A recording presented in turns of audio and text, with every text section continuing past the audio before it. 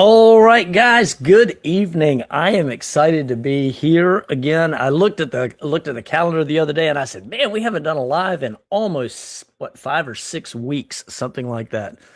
So it is a great opportunity, and it was, I guess, was it just yesterday that Kelly, one of my ladies, said she she follows Grant Easter on Facebook, and so I'm familiar with a lot of the stuff going on there in terms of him being a truth warrior. But she said, you ought to interview Grant Easter. And I was like, yeah, that's a great idea. So I shot him an email and it came together much faster than I expected. I was thinking maybe it'd be a week or 10 days or something like that. But Grant Easter, and you don't have a YouTube page, but what you do have is a pretty good sized Facebook deal. And I'm excited to meet you, brother. How are you doing? Thank you, sir. I'm doing great. I hope you're doing good too. Yeah. It's a pleasure and an honor to be here.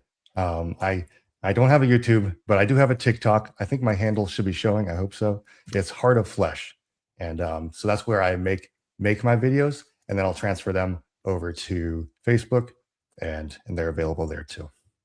Heart of Flesh. Let me make that. I did not realize you had a TikTok. It's Yeah. just, is it at Heart of Flesh? Yes, it's heart.of.flesh. Heart.of.flesh. And what we can do is we can put that up a couple times as we go through here.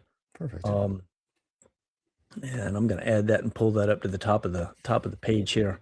I didn't know that, or I would have pulled that up sooner. Oh, sorry. I should have told you, I guess. Yeah. Because I know I asked you about your Facebook, and your Facebook is Grant Easter, right? Yes. Should be able to find and connect with you on Facebook. I don't have Facebook, so this is, I mean, I'm getting to know you by proxy through Kelly, and then of course today I want to hear your story a little bit. But welcome to the channel, and we're gonna have a good time this evening, I think. Guys, for you guys out in the chats that are just joining us, welcome. Glad to have you. We will do. Looks like you got a couple guys on here, but we will do answering questions and fielding stuff and taking topics to discuss and stuff as we get a little bit down the road. First thing that I'd like to hear from you, Grant, I'd just love to hear your story. I'd love to hear a little bit about your background, how you came to Torah, what kind of what drove you, some of those things. So yeah. Thank you. Yeah. Well, where do we start? Like, where do we start? Like, this is a whole, like, I think people can go on for probably hours about their testimony. And I just love hearing about testimonies because I like hearing it. If we take 30 minutes, whatever, spend on this, that's perfectly all right with me. I'd love to hear people's stories. Perfect. All right. Sounds great. So I started out, in middle school-ish, was an atheist, more or less. I was trying to figure out who God was, what it was. I had heard of like all kinds of religions, and sort of at the point, you're a young kid anyway at that point in middle school. And so at that point, I'm trying to figure out, okay, what's the truth? Where's the reality of all this? Because although I didn't have a God, so to speak, I knew there was one. All of this couldn't have come about out of, nothing really. And yet I had no idea, no direction where to go with any of that. And at that point in my life, I was still living with my mom. And so she was into a lot of like the spiritual stuff. And she did like Jehovah's Witness type stuff too. And maybe even a little Catholic. I'm not even sure. I was pretty young, but I know a lot of it kind of looked weird, especially like messing with crystals and new age things. And so I didn't know what to make of that, right? There was no like definite truth that I could grasp. And so I moved in, like I was about the age to go to high school. And so I moved in with my dad. Whereas before I was staying with my mom, and we were switching summers. So now it inverted, living with my dad and then going over to my mom's for summers. But he had recently started going to a non-denominational church. And obviously I didn't want to just be stuck at the house and doing nothing on Sundays. So I went with them. And this was like before the internet was what it is, by the way. So it does make a difference. So being stuck in the house is not that great. So was going with them and making friends and sort of getting a feel for it and what Christianity was. And so that was kind of my first step, I guess, in the right direction. Even though it was kind of inadvertent, it just happened that way. And because my dad had started going. And so I wanted to see what it was about. So going to youth group, going to church, going to camps, like the youth camps. Oh, those are some of the best times of my life. But yeah, eventually, I don't know how long it took, but eventually, I saw that there was validity to Christianity, and or at least the basis of what it was coming from. Yeah. Uh, Yeah. and but again, like I entering into any type of religious search, like the whole point was to figure out what the truth was, what was really going on. Shalom, thank you. Was really going on in the world. Where is you know where are we going with this? Where did we come from? Why are we here? Basic questions that I think really anybody should ask themselves and be honest with themselves about. And so in that journey, I did pick up Christianity effectively, and sort of gave my life to Jesus, right? As one does. But I had questions. I definitely had a lot of questions. Certainly questions that were complex, but on the surface, they were simple. And they couldn't answer them. And this confused me. This was very, very sort of bewildering because here I am, brand relatively new, with I'd say less than 2 years into it. And I have questions just from just reading the Bible, that they can't answer. And so that always struck me as odd because here we are, here we have men, um, they've been in this for who knows how long. They have certificates, degrees, Yeah. you name it, with these things, and yet they couldn't answer what I thought was, somewhat superficial questions.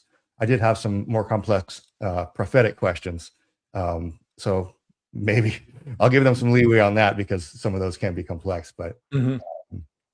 I think the main question that I just couldn't get over was, it's kind of a you have a there's a couple of parts to it. So if we know that the wages of sin is death, right?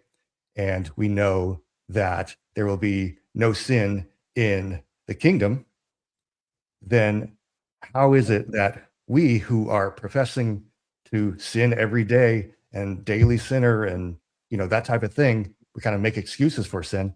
How are we going to go from there and go into heaven, enter into the kingdom, Hmm. Hmm. and not bring sin and death with us? Right. Right. Interesting. Yeah. Yeah. So again, it's a pretty, I think, basic question, like very high level question. You know what I mean? Because obviously, anybody who reads the Bible should recognize that sin is bad. You know what I mean? Never is it really described as a good Oh, thing no. Yeah. or healthy, Right. and certainly nothing we should hang on to. So how is it that we are going to live in eternity in this place where we have no idea what it looks like or what it smells like, anything? Right. And Right. how are we going to live there for eternity and not bring this sinful nature with us? Mm. And people would tell me, oh, it's a change of heart, oh, Jesus lives in you. Yeah, I don't, it doesn't change a person though. Like the person, ultimately I realized that the person has to change. It's a condition of the heart, much like many things are. Actually, almost every sin is really a condition of the heart, I think, when you boil it down. But Chester was over bombarding your page, and he get lost track of time. oh, Typical latecomer. Yeah. oh, that's okay, no problem. Welcome. It's you didn't miss much, I don't think. Yeah, I'm still in like the Christianity phase of my growth. But thanks for joining. So yeah, I thought these were pretty relatively simple questions. So at this point, it was the end of high school. I had to start doing something with my life. So I joined the Air Force, and I obviously, like, I stopped going to church for some time, for a few years anyway, because I was kind of upset that they couldn't answer these questions. And so I started going back once I got to my first duty station in Florida. And the same thing happened. I went, this time it was a Baptist church. I really didn't know the difference between, denominations. Right. Honestly, there's entirely too much division with that. There's more denominations than there are verses of the Bible, which is mind blowing. But in any case, so they couldn't answer those questions again. And I'm like, okay, this is not just a local issue. This is a pattern that I'm noticing within, the doctrinal high level hierarchy, Right. if you want to call it that. So I stopped going again. Interesting. Yeah. Yeah. This wasn't this wasn't this truth that I was searching, because there has to be a truth, right? There is a truth, no matter what the case is. It may be only one truth, but it's there. It exists, and that's part of what I think Yah calls to us to search for. It's there. We just have to pursue it, and we have to find it on our own. But so I kind of gave up for a couple of years, until one day I got a postcard, or at least it looked like kind of a postcard. It was an invitation to a prophecy conference. It wasn't addressed to me or anything necessarily, but it was one of those, spam postcards, whatever those are called.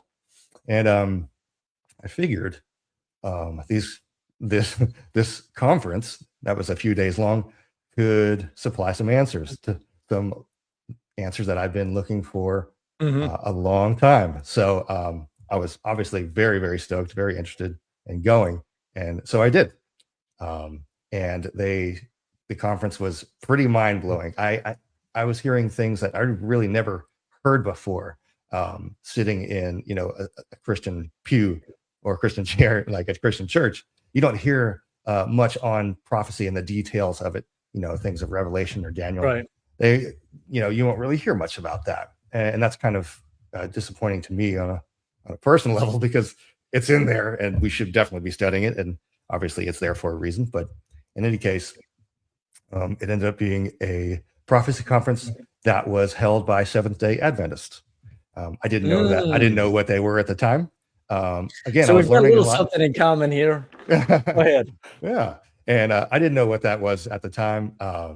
Obviously, it's kind of another denomination, but I was so intrigued, I was so intrigued, and they really taught me so much, especially coming from just a standard Christian background. And they really helped to open so much more of the scriptures that, that was just locked. It was just like not available, it seemed.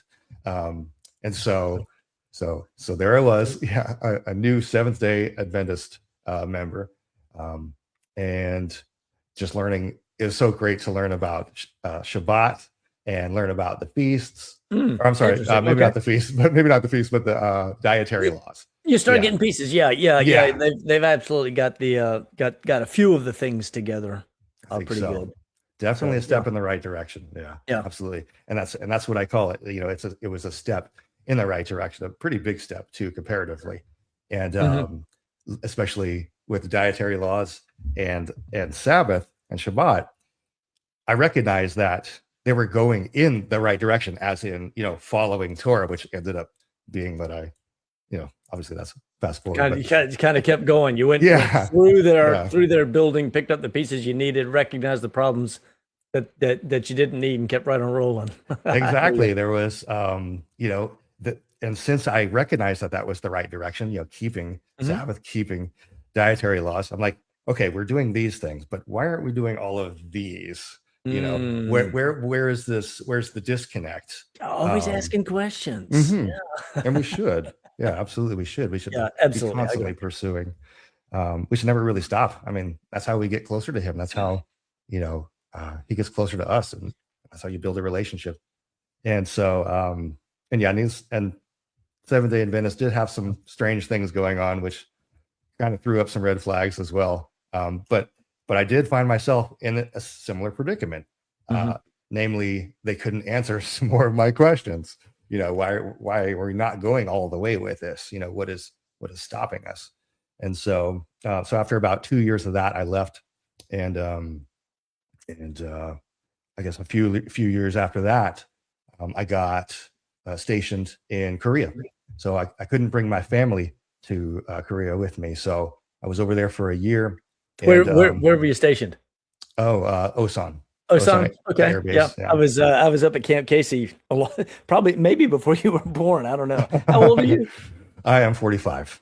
Oh no, oh no, yeah, you were well along the way. I was in Camp Casey 89 to 90 Okay, with perfect. the second ID. But go ahead. Nice. Yeah, so there I was, all by myself.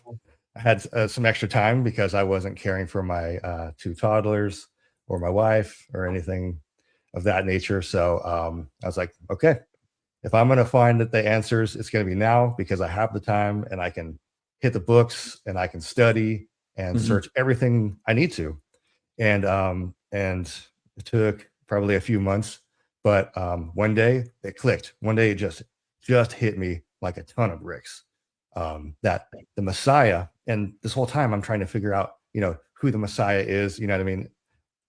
And just more about him, right? Because I know he is basically the door Right, to right. where we need to be.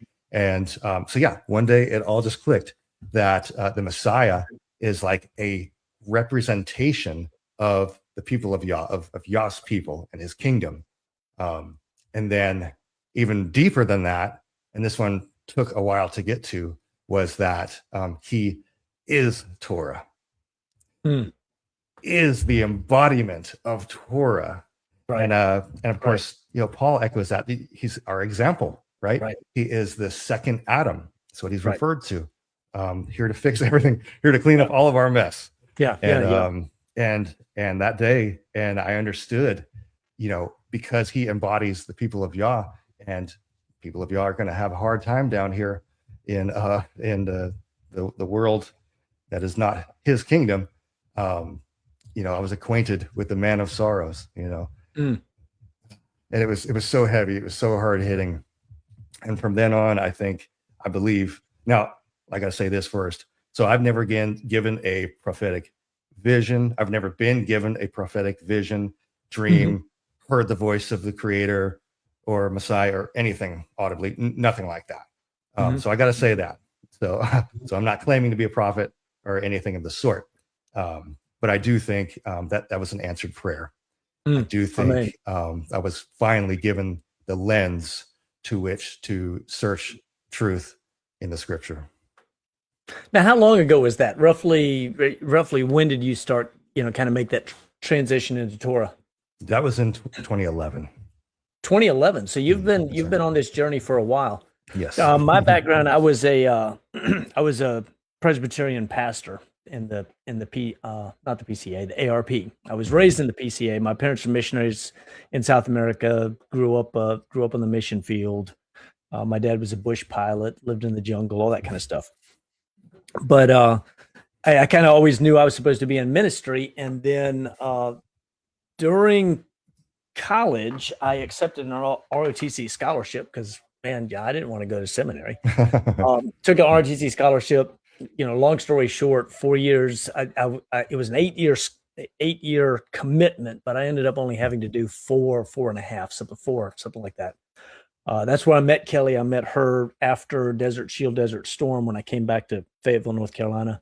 Mhm. Worked business and stuff like that for a while, but the father made it clear he wanted me to go to seminary and follow, or to go into ministry. Let's put it that way, to go into ministry. And I just went the traditional route at that point: seminary, pastorate, 10 years in the pulpit. Mhm. And I was having some real questions and some things come along. And the first thing was food, was feasts, questioning Christmas, and Mhm. then I was a big watcher of WorldNet Daily at that time, which was a big Christian news site, and they kept advertising a 5 DVD set for a um, a 5 DVD set, which you probably have seen. You may have given it to people, but it's a 5 DVD set called The Creator's Clock or The Creator's Calendar, something like that. Mhm. That was by Hal Holbrook, and at the time I didn't realize it was an SDA product. but we watched it as a family and got finished watching it and looked at each other and my sons. My eldest at that point was probably, I don't know, 13, 14. He looks at me and says, Dad, we got to keep the Shabbat. And so that's how we Yes. started keeping the Shabbat. And within about, I don't know, 6 or 8 weeks, I was on the carpet for the church and they gave me the left foot of fellowship and I was put out of the denomination and so on and so forth. So, Blue One, watching from Colombia. Shalom. ¿Cómo estás?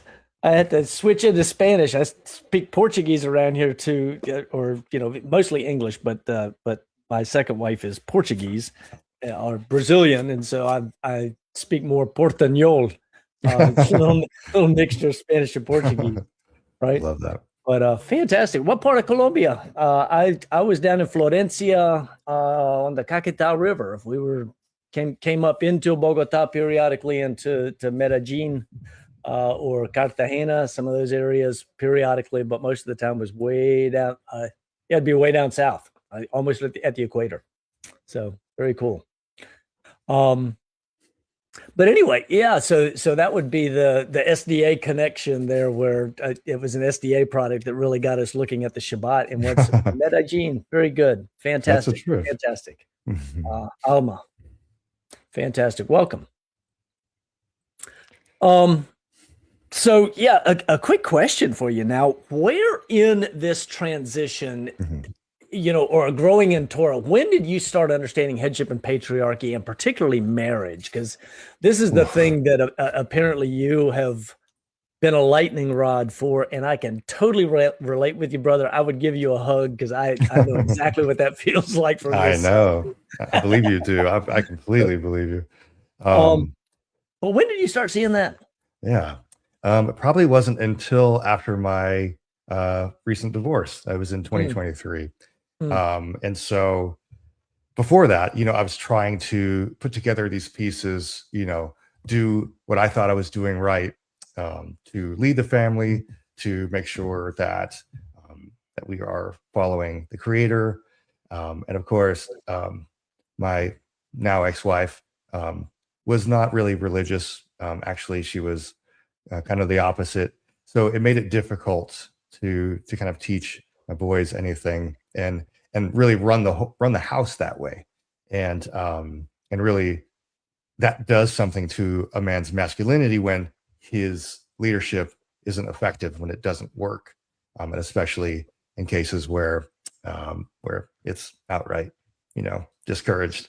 And so it wasn't until that where I was like, where I finally realized, like, okay, Christianity, or, in many biblical circles, doesn't give us a good grasp of what masculinity or headship should be.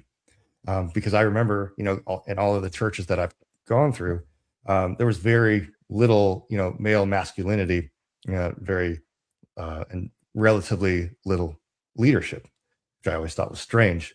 Especially considering all of the leadership that we see in Scripture, and of course, obviously culminating in the Messiah.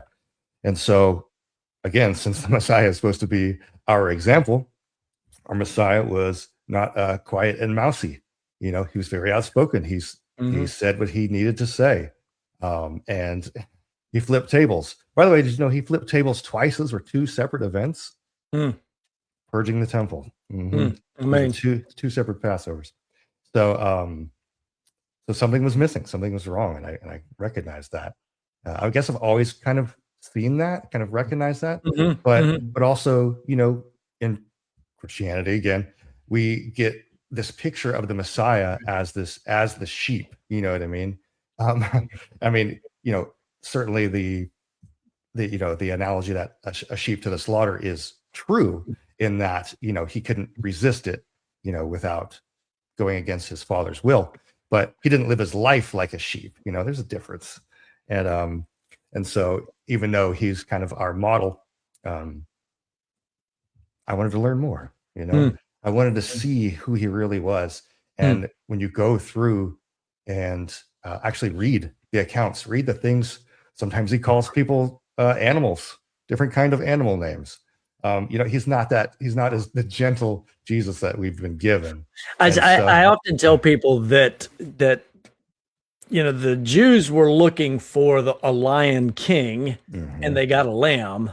Christianity is looking for a lamb, and they're going to get a lion. absolutely. Yeah. And this is it's part of this mirror image between then and now, and the what we call the second coming, or the two comings. He's been here many more times than that, but and for clarification, that's because I believe that all of the angel of the Lord passages in the Torah are him, or the presence of Yahweh in manifest form. So that's the way I understand that. So when I say the second coming, I'm usually thinking, that happened in the Garden of Eden. Right? Gotcha. Because he used to walk with him regularly in the cool of the day. Well, who's going on with that, right? So, a quick special shout out there to the Hebrew Rapaholic from somewhere in the Caribbean. I always get it wrong, but I want to say it's like Turks and Caicos, or Trinidad and Tobago, right down in that region is where he's from. So good evening, sir. How are you? Good to have you. Let me ask you this then. So you started seeing sort of headship and patriarchy. Polygyny was package deal right from the beginning, or was that sort of a second phase? Because for me, I saw polygyny first, and then I started seeing the necessity for headship and patriarchy. I was much more. I've always been the head of my house, but probably not as firm a leader as I should have been. And that has changed for the better. But I saw polygyny first, and that was probably 9 or 10 years ago now. Oh, wow. It's more than 10 years ago, because the first article I wrote on it on my blog, I published on December 25th, 2014, because I expected nobody would read it. They'd skip over the article because they're too busy, sending all their friends. No, it was like a fart in church, man. It was a bomb. I love that analogy. It got all kinds of attention. Everybody was like, "Oh." That's good. I mean, so that's when it started for me. But I definitely want to get to. I want us to talk a little bit about your experience as a, for lack of better terminology, social media warrior for this particular truth. Because and that should be a really interesting conversation when we start that. We'll go there in a few minutes. But along the journey, in terms of the transition from SDA to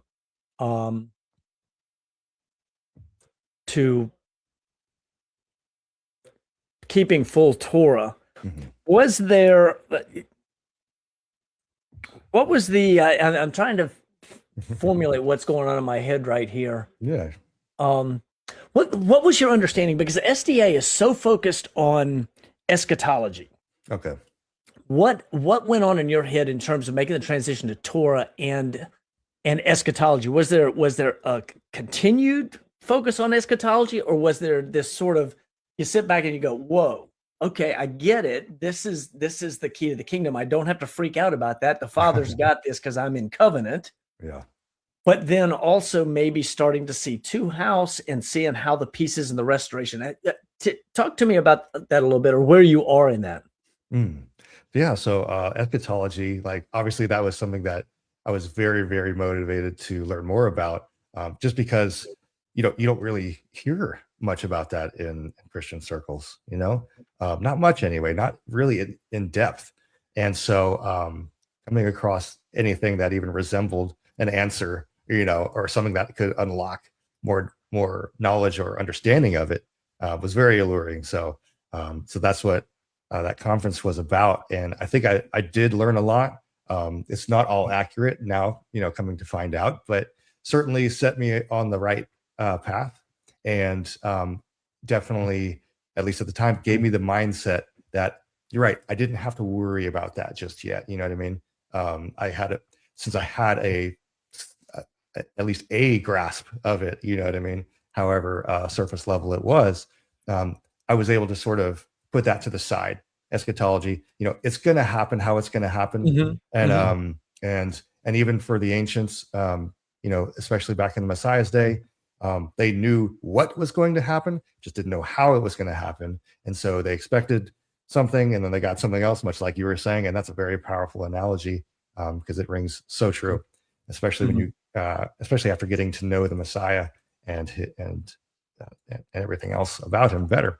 But and so it was nice to be able to put that to rest for the time and sort of search out other things. Let's see, where was I going with that? Looking for, okay, from eschatology to Torah. I mean, they were related. There's just so much in there. There's so much in this book, that we have for us to learn, to try to understand. And in our culture, in our time frame, we're so far removed from the culture. We're thousands of years gone from it. The Hmm. language, Hmm. you know, we didn't grow up with that moral code, Hmm. which is, I think very critical to any culture, especially in shaping the culture and helping it to grow, as well as thrive and survive. Um, and so, yeah, again, there was more. I guess it was just a continuation of my wanting to know things, because you're right. Like Seventh Day Adventists, they have some things right, but of course they have a lot of things wrong too. And so, I was still, I still had a hunger for what is going on between that gap, like you Hmm. said, from okay, we have to do Sabbath and we have to do dietary laws, but why stop? And so I think it Hmm. was that pursuit, that made more sense. And then obviously, in my that in the day that it really just kind of clicked, I understood that we were supposed to be doing all that the whole time. Right, That right, never right. stopped. And Totally it's agree. and Totally it's agree. a theme from Genesis 2 to Revelation 21. Hmm. It doesn't stop. Right, It's only the first and the last chapter where you don't have to worry about it. right. And and so it's a constant process, a constant refinement. And then even, I mean, it really doesn't take a lot, but anybody can take a look in Acts and see that these people were drawing from Torah in order to give these Gentiles some basis of law, right? Right. It's likely it maybe wasn't their culture. You know what I mean? They were probably not used to doing things that way, and Hmm. obviously not because they had to be told not to do those things. And if you don't know what you don't know, then you don't know if you're sinning, right? Right, right, right. That's a very dangerous place to be. So, so I wanted to fill that gap. I wanted to close the distance and really just get closer to our Creator. Mm. I mean, now I I want to talk in a minute about Ellen G. White and prophecy, Mhm. particularly in light of what you understand now with regards to headship, patriarchy, and Ooh. and I just get some thoughts, but I'm going to give you a minute to kind of work on that. In the Yeah. meantime, before we go there, um, I mentioned the Kingdom Restoration Conference to you before we started. I want to mention this to everybody here, but you'll be particularly interested that one of our speakers was a third generation SDA who transitioned to full Torah and is a fantastic brother who's going to be one of the speakers there. And he's covering a couple different, he's doing one of our breakout sessions and he's teaching one of the main sessions that we're going to have. So I am really, really, really excited about Brother Yonatan, Dr. Yonatan Baruch, who's going to be there. But let me share this little piece with everybody here. We'll talk about the conference for just a second, and then we will come back and get to Ellen G. White because I want to ask you some questions on that. Perfect. The most prophesied event in all of Scripture is the restoration of Kol Israel. And that restoration begins where it always has, in the home, under proper biblical headship and authority. The Kingdom Restoration Conference is back for its second year. Join us in Knoxville, Tennessee, July 9th through 12th as we gather to study Torah, explore headship and patriarchy, and learn how to build family, clan, and tribe the way Scripture intended. This year's speakers include Aubrey and Dr. Rujane Killian, Dr. Yonatan Baruch, teacher Pete Rambo, Mike Allen of Digging in the Word, Ryan Ridgely, Jared Cheshire, and Deborah Augustine of Call for Wisdom, presenting and leading breakout sessions to guide you toward the restoration of Kol Israel. Seating is limited to just 200 participants, so don't wait. Register today at kingdomrestorationconf.com, and we look forward to seeing you there. So yeah, I am super excited about the conference this year. We have had a great time putting it together. A lot more work to do. There are some seats available, but I would encourage everybody watching here to go to kingdomrestorationconf.com and get signed up. The registration is for the whole family. Now the hotels that's extra. That's your part of the cost as well. The registration does include one one ticket to the coat and tie dinner and one box lunch for Shabbat. Others can be purchased separately. So in the case of a family that's going to have a couple adults or multiple adults, you would need to get a couple extra meals. But one of the things that's really cool that we're going to be doing this year, I am so interested in promoting Kol Israel as a patriarchal tribal family. That's the way that we see it all through Scripture. It's a patriarchal tribal family. We tend to think about the restored kingdom as, that's going to be the nation of Israel. And we think about it in national terms. The problem is when we think about something in national terms, we apply the Greco-Romanism that we have with regards to, we need a Congress and we need a president and we need a, Senate and whatever, all the pieces that we associate with government. That's not the way the people ever functioned. Even under a king, the king had to get the buy-in from the tribal heads and from the families and from this. So one of the things that we're doing when you receive your registration email confirmation, there are instructions in there for how to go about getting a family crest on a flag. And we're asking everybody to bring their family flag for display along the wall, on a pole. We'll provide the rack, but it'll be on a pole on the wall all the way down one side. And my vision is down the road when we're having a conference that's got 2,000, 3,000, 5,000 people, we've got just racks of flags for families as you come and represent your family as part of Kol Israel. So you can see some stuff about that over on my channel because we talked about it. I've shown some flags. Some of the other brothers, some of them already in here, have their flags in hand, ready for the conference. It's going to be fantastic. I'm really excited about this. Love it. I'm thinking about either streamers or something like that we can add to the flag every year for attending the conference. Kind of like you're from the military, you're familiar with guidons, battle flags that would have all the streamers for things accomplished or battles you've been to. Or I think a streamers for every year that you've attended the conference, you wind up with a big head full of streamers on your flag. That'd be way cool. I like that. That'd be tough. So that's one of the things we're really excited about. We will have a one of the evenings.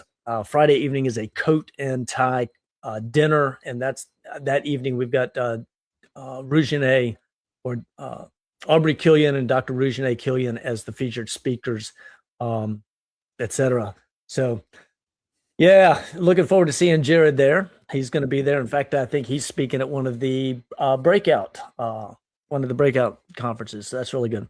But here we go. Now, not long ago, I saw a really interesting, I read an interesting book by Jacob Folk. I reviewed it on my channel. It's been a while back, called Exposing the Spirit of Ashtoreth. And while he's a Baptist pastor and remains in the Christian church, he understands headship and patriarchy, polygyny. He has 2 or 3 wives and has a fantastic family, amazing guy.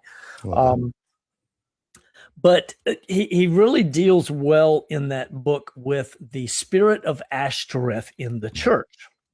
And when you mentioned SDA, and eschatology being a particular interest, I thought Ellen G. White, because she was self-proclaimed or was treated as prophetess. Was the whole denomination formed around her principally? I don't think so. Yeah. I mean, I tried to stay out of all that. because that's very politicky. Yeah. But yeah, I'm just right. curious. Maybe you know the history of it. My point though is this: Mhm. it was a woman who had an inordinate amount of influence, or continues to have an inordinate amount of influence on the Mhm. entire denomination. Yes. And we don't see that in scripture. I mean, we Mhm. see some women named as prophetesses, but do we have a single prophecy from any one of them? Mm. Maybe Deborah and her statement to Barak that he wasn't going to receive the glory for the battle, and that was the extent of that one, right? Mm. Um, Mm. so I find it really interesting. Tell me maybe what your thoughts are on that. I totally put you like right out there in the middle of the table with a surprise on this one, but what are your thoughts now that I tossed this one at you? Yeah, I wonder. I really do because like I was mentioning, there is a lot of male masculinity missing, and I have to say male now, because it's not only males that are masculine sometimes, but it's largely not as present as it should be, and that's something that I think the the biblical community needs to do better at. Obviously, it's going to be the men who need to step into this and really understand what masculinity is, Mm, have a greater grip of it, and mm, really embrace it. You know, um, there's a lot of reasons why men aren't as masculine now. Don't want to get into all that yet, but no, I hadn't really considered that that this prophetess that they were giving very very high esteem to, which was part of the reason I bugged out. I didn't want to be a Seventh Day Adventist and have her as like the flagship of it. And yeah, beards are for men. That's right. Um, and so, but now considering it, it's very strange. mhm, How could mhm. we how could a woman reach such prominence and such, like, I guess you could say, preeminence in a way, um, and have such a large impact? Not that having a an impact is bad, of course, but that should be a man's job. A man should be Mhm. leading, right? Yeah. Yeah. And I know a lot of women understand this, and I'm sure there's no shortage of women that see that male masculinity is not what it should be, and Mhm. not only in the world, but of course even more so in biblical circles. So, um, right, and now considering the fact that there were female false gods, they were most certainly worshipped by men. There's no question about that. They would have absolutely been worshipped by some men, not all of them, of Mhm. course, but um, it wouldn't have been a female only thing. I don't suspect. So, it's a very, very good point. Very good point. Hmm. Yeah, I do find it interesting.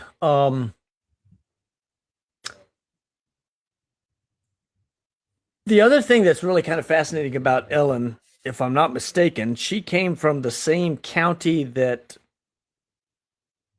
the Mormons came out of, and that the maybe I'm really wrong here, but I'm spitballing, the same county that the Jehovah's Witnesses came out of. All Mm. of them came out of the same, if I'm not mistaken. You have to check me on that. I'm reaching way back in the cobwebs, but I want to say all three of those originated from within a 50-mile circle, and I think it was the same county in upstate New York. Well, that would make things I even could be more wrong, interesting. which makes it really which makes it really strange, Mhm. that there was something spiritual, but I could be wrong. Somebody is already out there Googling AIing, and they're going to come back with an Yes, answer in our please chat. do. Get the research Maybe you're begin. wrong. Yeah. I was wrong one time, but then I was mistaken. Just kidding. I love No, that. I'm happy to be corrected, but I want to say that all three of those came out of the same little tiny region, but I Hmm. could be wrong. Well, that is So definitely something anyway, to consider. um, yeah, but you say male masculine, Mhm. or yeah, male masculinity versus not male masculinity. Now you've had a little bit of a foray with some of the female masculinity on your Facebook page. right? Yes. So Yes. let's take a little bit of time here. I would love to talk with you a little bit about your experience. How did you originally come out with your understanding of polygyny, and what was the initial reaction, and what was your response? Was it like, oh my Mm. gosh, I didn't realize that this would be this, or tell me about that. Yeah, that's the other thing is it's kind of the elephant in the room that nobody talks about, and it's again, it's just another one of those things that's strange that people don't talk about it. And so from the background that I have, obviously like prophecy was like my priority. And then of course, understanding biblical history would be like the second. And then of course, and that kind of led me on to Karen's a rabbit. That kind of led me on the path to Torah, and which then I find out that that's actually the foundation, completely necessary, and even like I would say required to understand some prophecies. But and so polygyny was kind of on the back burner. It's something that I understood that they did, at some point. And I also understood that it wasn't every man in the Bible that was doing it. But that's understandable because, that's not for everybody. And there are plenty of reasons to not do it. But yeah, so like I said, it probably wasn't until after my divorce where I actually started to like just consider it as a subject, because I had heard about it, and sort of it kind of piqued my interest. I didn't really think that it was something quote unquote for me yet, or for this time, or I don't know. There's any number of excuses. I'm sure you've heard plenty of them, but and so so I kind of like started to look it out. I started to look into it, try to understand, why they did it, and what became of it. And over time, I'd say like over about a year of slow studying, more marinating on it, but Mhm. slow studying it, and not really like diving into, day after day after day. I realized that like there's really nothing wrong with it. And so Mm. I started subscribing to other channels, and part of my feed I was getting from them, because they're dropping, these beautiful sound bites that I could use. And they really helped to paint the bigger picture for it, because it's too easy to take the knee-jerk reaction and be like, Right. oh yeah, I don't even want to repeat all of the excuses because I'm so tired No, of hearing them no, myself. yeah, no Yeah. kidding. So Yeah, so I got one of the dumb ones from Rico Cortez the other day. It was using Paul to tell me why Torah wasn't right. I'm like, what? You're a oh, Torah teacher. Anyway, go that's ahead. super I just interesting. carry on. Yeah. No, you're good. So yeah, so it wasn't until like after about a year of sort of marinating on it, and getting closer to understanding it, that I actually started considering it. I was like, Mm, okay, maybe this could be a real thing. mm, I know it's obviously super uncommon, but me personally, I'm a very against the grain guy. If something is so normal, I want to be not normal. I want to stand out. I want to live. I want to enjoy the life that we were given. It's mhm, mhm. part of what we're here for. It's we don't have to have our head in the sand all Right. day 24/7. Um, so considering the fact that I did want to get married again, and now recognizing that polygyny was something that is attainable, something realistic, Mhm, and not mhm, just a mhm. sort of biblical ancient fantasy, I wanted to pursue it. And with that, I had that mindset going into it. I was like, okay, I know in my heart that this is something that I desire. Like, Mm. number one, I desire to get married again. I'm not the Sure. type of Yeah. person who is okay being alone. And it's not good that man is alone, right? Right. So that actually weighs very heavily on me, but also knew that I wanted to have the possibility of polygyny in the future if it were something that presented itself, or something that the creator made available. And so I had to, so any relationship that I, attempted to enter, I had that mindset that, okay, this is something that could happen in the future. It may not exactly happen, I don't know if it would, but it's something that I desire, Mm. and so I had, and so with that desire, that actually helped shape with being so upfront about it, which you have to be when you're courting and trying and entering a relationship. With that desire, I recognized that there was a greater demand for masculinity.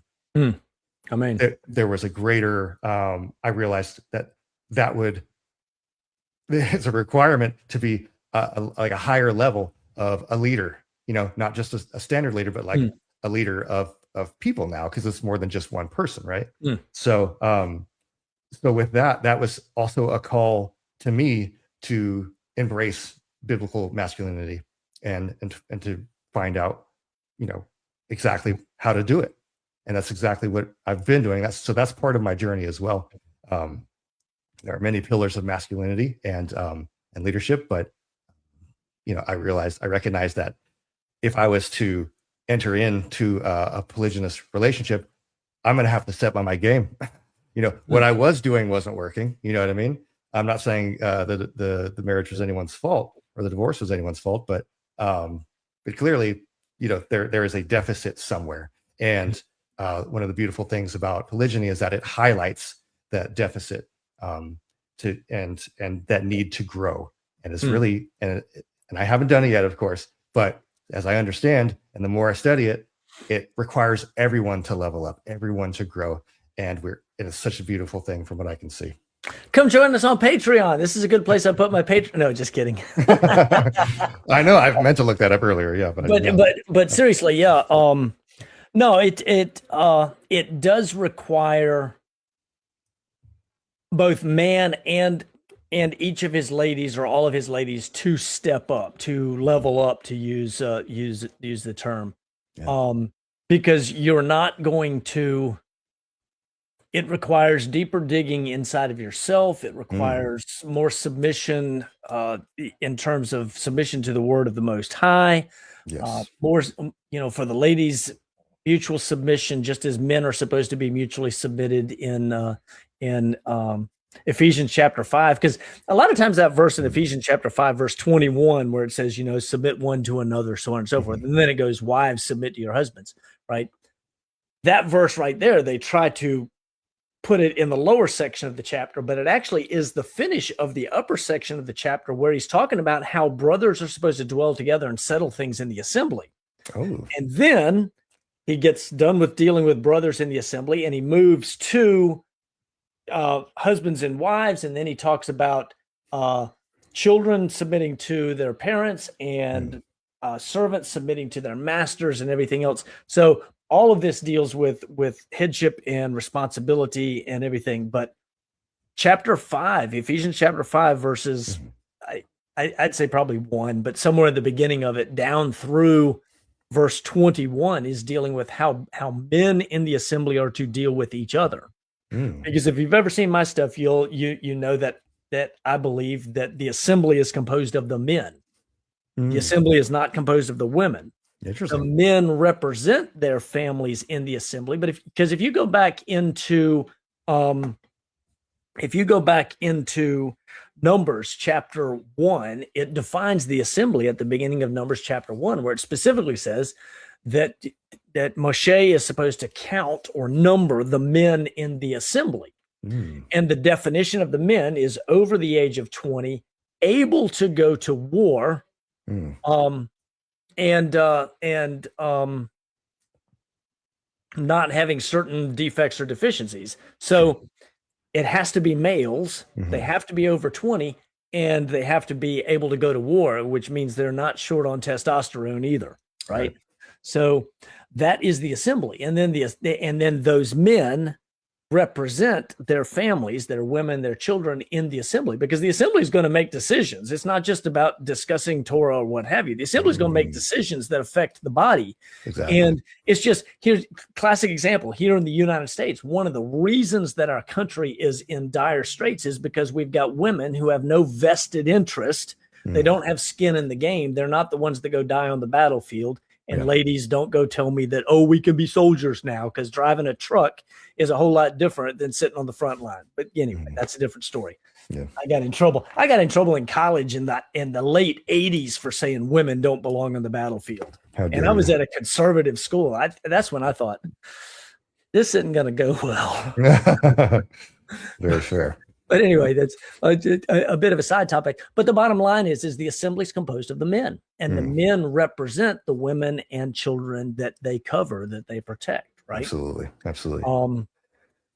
So the leadership and the headship and the protection, security, and everything else is always supposed to be done by the men. Yeah. And they're also the decision makers in terms of what happens to Kol Israel. Yeah.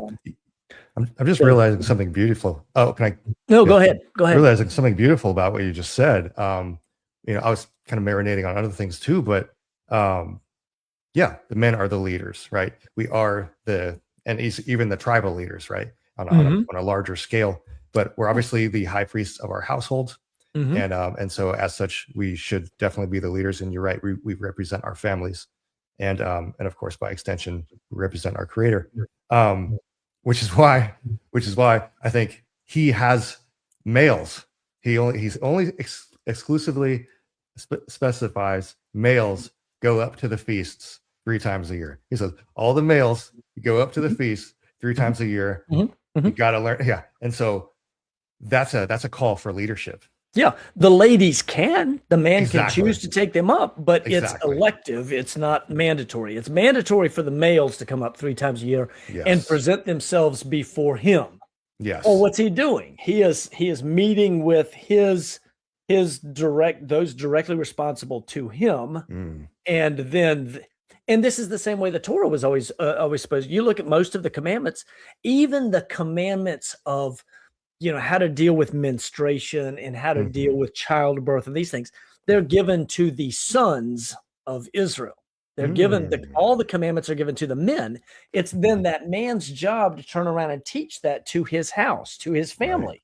Right. We see that in 1 Corinthians chapter 11, verse 3, where Paul says, God, Messiah, man, woman, right? It's obvious. Yeah. Man's responsibility is to teach and to bring along and to train his woman or his women, right? Yes. So, yeah. Right. Go ahead. It highlights his need to be a leader in the family, and by extension, the community, and by extension, the tribe, and as far as you want to take it. Yeah.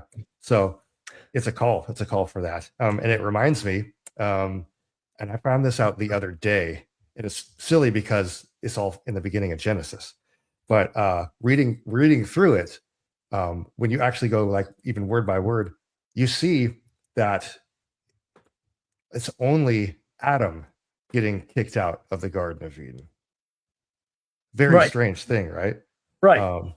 And so the Creator calling for all of the males to go to the feasts is kind of like the reversal of that, because obviously the feast is going to be where the temple is and everything like that. And so, and obviously the garden was where, the presence of the Creator was. And so he got kicked out of there. And so, Eve, of course, followed. And just like in a similar way, when men go up to the feasts, the women and children will follow. Obviously, the males have to go. But, but it makes sense that everybody should go. Right. Very good. Yeah, absolutely. Good stuff right there. Thank you. Good stuff right there. Let me, we're talking about going up to the feast, and we're talking about these sorts of things. And we're talking about masculinity. Developing and growing as men, this sort of thing. One of the things that I would like to share, I mentioned the Patreon for a second, and I just want to share something here real quick with regards to Patreon. I would invite others. Come check us out over on Patreon. This is a great place, a great community, and a number of them are hanging out in here this evening. There's names and faces and people I recognize. So yeah, come check us out. Transform your understanding of biblical family structure with exclusive content and community access. Unlock immediate benefits, daily private discussions, specialized men's and women's groups, direct mentoring opportunities, resource library access, and regular video content. Choose your journey. We have free membership with core access content, a builder, enhanced resources, the architect with premium benefits, and Jacob's Tent, the complete experience. Join today and receive instant access to our private Telegram groups, personal guidance from experienced mentors, and a supportive community of like-minded individuals. Don't wait. Take advantage of these exclusive opportunities now. Visit our patron page and level up your biblical understanding today.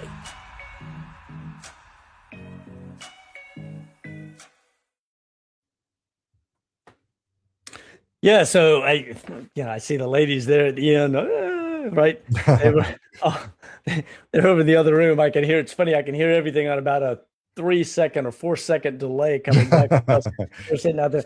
Kelly was so excited about this interview, particularly because I know that she enjoys the interaction and she enjoys getting into the kerfuffle once in a while on your page, because there are plenty of ladies that like to mix it up over there. Apparently, you have a special gift for lighting people's hair on fire. Yes. Yes, that's respectable of her, by the way, and I greatly appreciate every ounce of assistance I can get, especially being relatively new, to this. I've marinated on it for like a year, and then, like I said, I've only wanted to put it into practice for about a year as well, and so I'm relatively new. I'm still learning. Even just like the other day, I think I was watching your videos, and I was just saying some mind blowing stuff. I'm like, I had not considered that, and I've been trying to consider like every possible thing, and so it's a beautiful thing. Yeah.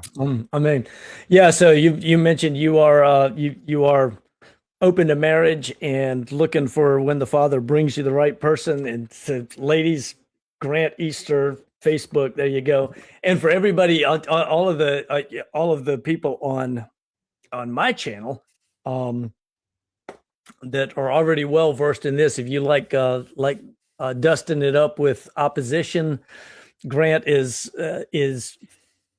welcomes you to come over there, because he stands on the stage periodically and says, "Y'all come get some," and then you can help him fight off the Karens. Right? Thank you. Yes, exactly. Yeah. But more than a few times, Kelly has brought me. Because see, I'm not on Facebook. I haven't been on Facebook since 2006, maybe something like that. Okay. Right along in there was about the last time I got tired of it and I threw it out. I could see why. But then I mean, still, the Father wound up putting me on this sort of a platform and that kind of thing. So we need people everywhere, because I know there's some really strong voices on TikTok. There's some strong voices on Facebook. There's some strong voices in Insta. None of those are platforms that I'm on. I appreciate Bible marriages and restoring the kingdom right here, Jared, in the chats here tonight, who also are dusting it up over there frequently. And then there are a number of people that are commenters on a lot of my videos as well. So I appreciate it. Michael Ellis, I see him over on the X. I stir it up on the X periodically, but he's another one that over on X, I see him stirring it up. And then he's got a special talent for memes on our channel. Ooh. I like it. So he's always coming up with some new stuff to go into. I've got in the Telegram, I've got a meme thread alone just for people to put memes that then can be taken and used elsewhere. Perfect. So that's good stuff. Yeah. And Michael, I've got one for you to consider. I have to remember how I had this framed, because I had a new thought on Mia. Oh, here was the thought that I had on Mia the other day. A very prominent Torah teacher, not calling any names, pulled out and you shouldn't be teaching because you're not the husband of one wife. He's like, ooh, and the whole Mia passage, he wants to use Paul to try to put down somebody who's teaching some Torah, which I thought was a real hoot. But Michael, here's the thing that I thought that was really interesting coming out of that is the use of the Mia rebuttal that they use to try to shut down anybody who's experienced and can speak authoritatively on polygyny by saying you're not qualified to teach, you're not qualified to speak, which is a real non sequitur, considering they read the scriptures of Abraham and Jacob, about Abraham and Jacob, and of the scriptures of Moses and David and Solomon, right? But the guy who has two wives it isn't worth listening to when he's talking about scripture. Not gonna cut it. It just struck me as the first time it really struck me as sort of a crazy twist that and I almost wonder if the scribal error there isn't intentional against and elders in order to try to shut down the very ones that can speak authoritatively on the issue. It was the first time that I've kind of had that pondered that thought, and I was like, oh, that's not cool. You know, what's funny is I think it was just the other day, somebody was telling me I'm not qualified to speak on marriage because I'm not married, because I've been divorced more specifically. And I was like, oh, really? Have you heard of Jeremiah 31, where he says he divorced? Jeremiah 3. Yeah, Jeremiah 3. Yeah. Yes, the creator of the heavens and the earth. Yeah, I guess he's not qualified to be an elder either. What a bummer. Okay, that's fine. What do we do? It's hilarious. It really is. People just, they don't even think this stuff through, I guess. That's what happens. So, yeah. But yeah, more shaloms. How are y'all this evening? Good stuff. That is... Where are y'all located? Give me the location for that. I think I know who that is. Yeah. Anyway. So, yeah, I'm a fan of speaking things that aren't normally talked about. Yeah. Because it needs to be. He said, that's the only thing you talk about on your channel. I'm going, well, it's not the only thing, but it's a major thing. The problem is you're not talking about it on your channel, so somebody has to. You know, it's funny. What's the deal? And ironically, very, very ironically, is, as far as I know, this is the only subject, polygyny is the only subject where people will say, that's the only thing you talk about. Yeah. Shabbat, that's the only thing you talk about? No, it's not. Right. Yeah. Nobody talks about that. Yeah. Nobody says only talk about dietary laws or whatever, you know. It's only this. Very ironic. Wow. Wow. So what do you do? What do you do for a living? What is your day job? Yeah. So I'm a retired Air Force. Okay. Yeah. So I'm going to have to move out of my current location soon. So I'm going to be looking for new opportunities there. Excellent. Okay. Yeah. Okay. Fantastic. Well done. Thank you. Yeah, that's nice to have that and then be able to do other stuff or what have you. That's fantastic. Give you some options. Are you heading in the homestead route, or do you know what do you? No, staying in the DFW region area. Still planning because my boys are coming of age now, so there's some factors to consider there. But sure, yeah. Understand. Yeah. Okay. Fantastic. Now tell me this, or let me open it this way. Sure. So, Passover, the last few years we've done a Passover here in our home, and we've had, I don't know, 12, maybe 15 people, something like that. It's been fairly small. That's good. Well, this year it suddenly blew up to 35. And so we're suddenly looking at figuring out, you know, we've got a decent sized living room area. And so we can make chairs and tables fit. But we started looking at it and thinking, you know what, maybe we ought to do this thing a little bit differently. And so our Passover this year, we're going to do something a little bit different. Tell me what you think. We're doing the normal Passover Seder. We've got one that's very child friendly because a number of the ones that are coming are children.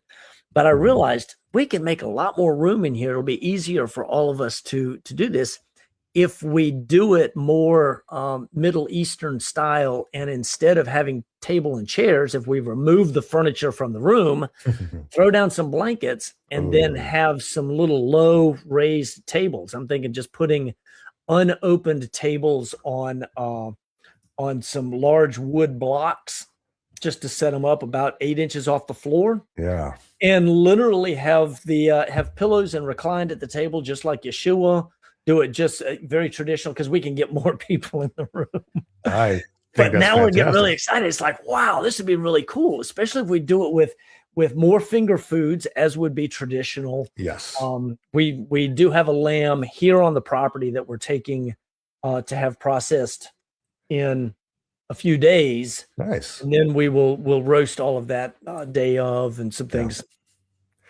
But That's that's it. genius. So the change that we're going to do this year to be more in line with uh, first century Israel, Yes. um, and I think to be even more teachable and more fun for children, interactive and everything, is we're literally going to be all on the floor.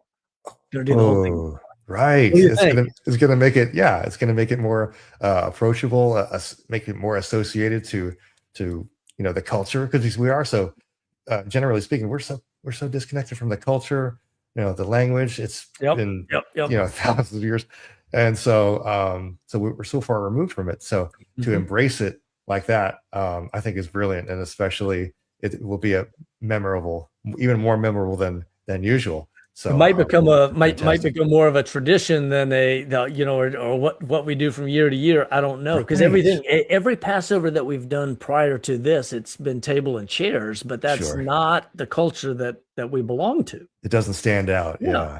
It doesn't stand out. That's yeah. brilliant. I was actually thinking you were going somewhere else with this. Go ahead.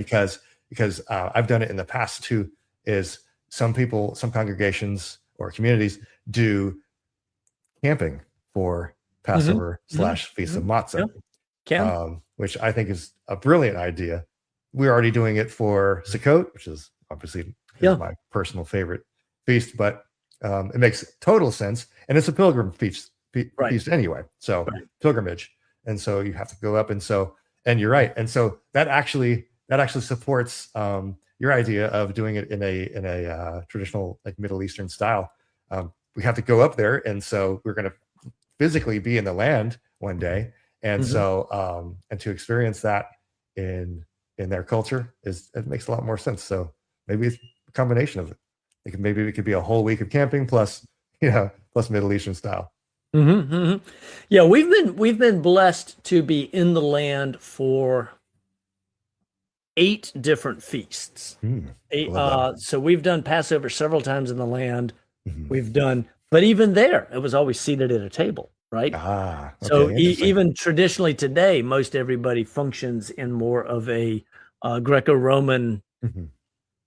system. That Yeah, you really have to go to a truly Mid-Eastern culture, probably Arabic, to find yourself sitting on the floor, maybe. right?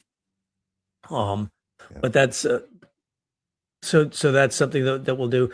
But we've been in the land for Sukkot and for Shavuot on a couple occasions, so that's Ooh. fantastic. Yeah, going up to the feast is, especially after you do it the second or third time, Ah, you start running into the same people on the streets of Jerusalem. It's pretty cool, and huh. catching up with friends and making acquaintances and connections, and it is way cool to start making that trip.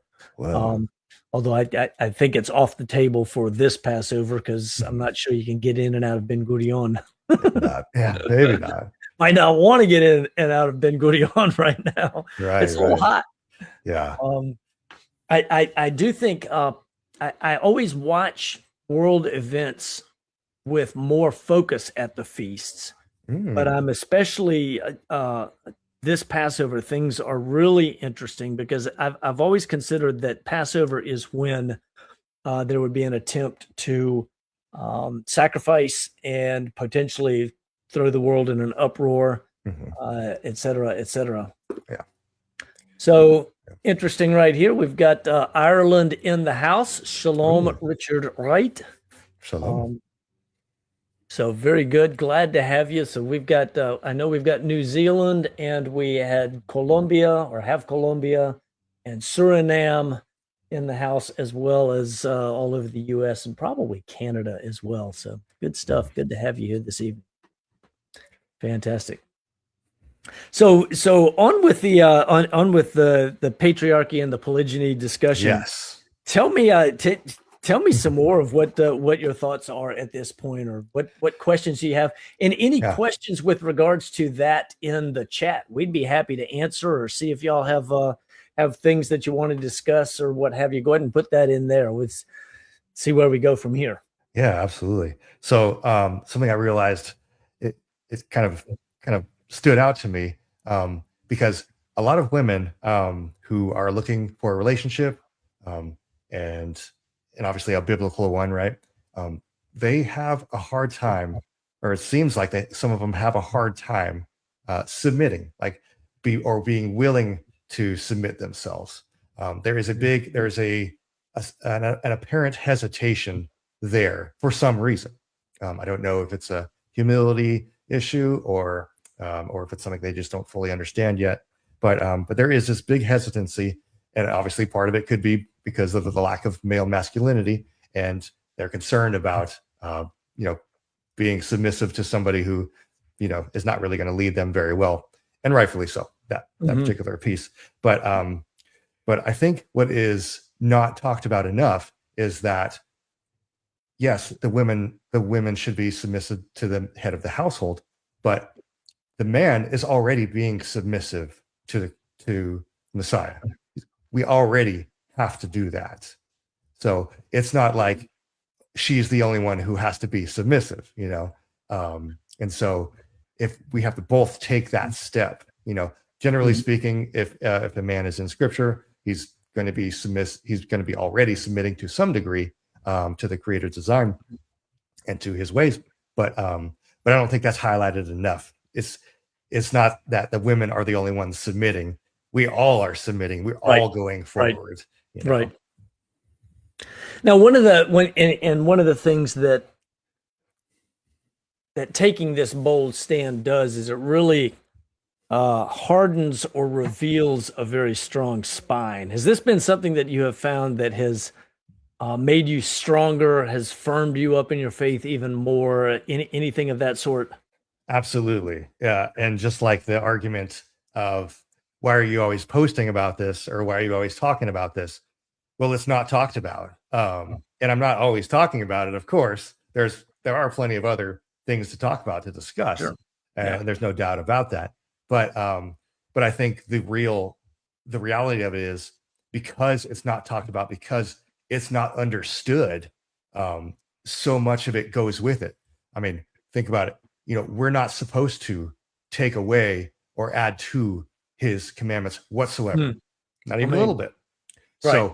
So if we're taking polygyny out of the equation, we would have to subsequently remove or ignore those commandments as well, the commandments that would apply to those in those situations. So, right. You make a good point, and I did make this on the Rico Cortez video when he talks about God's original design was, and it goes with the normal church nonsense from Genesis 2:24. Yeah. And I said, no, you can't say that is the design or that's what he wants when he has regulatory commands. Otherwise, you have to, if Yeshua, for example, if Yeshua is upholding some Genesis design and saying monogamy is the standard, by definition, he's doing away with the regulating commands for polygyny, because he says they're not necessary. We can throw those away now, right? Exactly. If that's the case, he's not the Messiah, because now he's adding to or taking away from the word, right?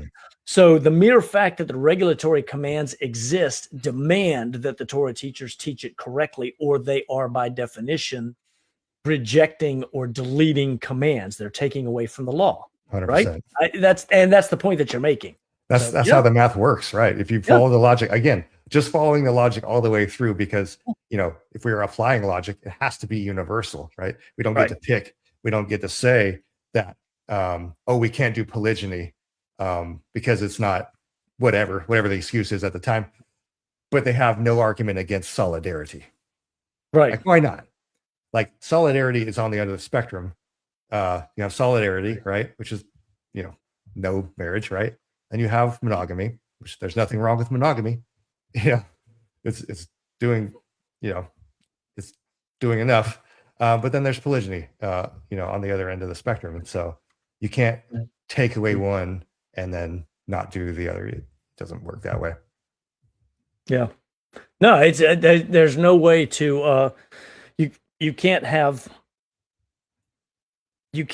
monogamy only without doing destruction or destroying parts of the Torah, which then make you a false teacher. Yeah. Period. And that's what I'm discovering more and more, the impact, the you could say destruction that not having polygyny has caused. We've missed out on so much, Mhm. and even on an individual level, but still, there's just so much there. There's just so much that it can offer, And then, like the other day, I came across he who finds a wife finds a good thing. And so many people want to say, he who finds a wife, see? It's like, okay, he who buys a house buys a good thing. But, but only one though, right? It's not a regulation, it's not a limit. So there's no cap. So they just have to apply the logic all the way across. And it's just something that seems to be missing in a lot of the knee-jerk logic, that's Yeah. presented. I do think it's important to often repeat the caveat that men who discover this truth don't need to run right out and exercise this truth, because most men are not prepared.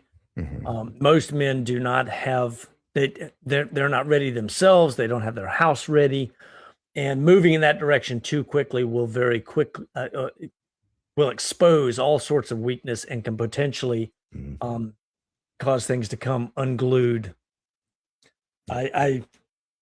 So having the head knowledge, but not yet having the foundation and the heart knowledge and being able to really put it together properly, it's two different things, and it takes a while to get there. I think some men rush too quickly from, hey, look what I found, or oh, shiny, to Right.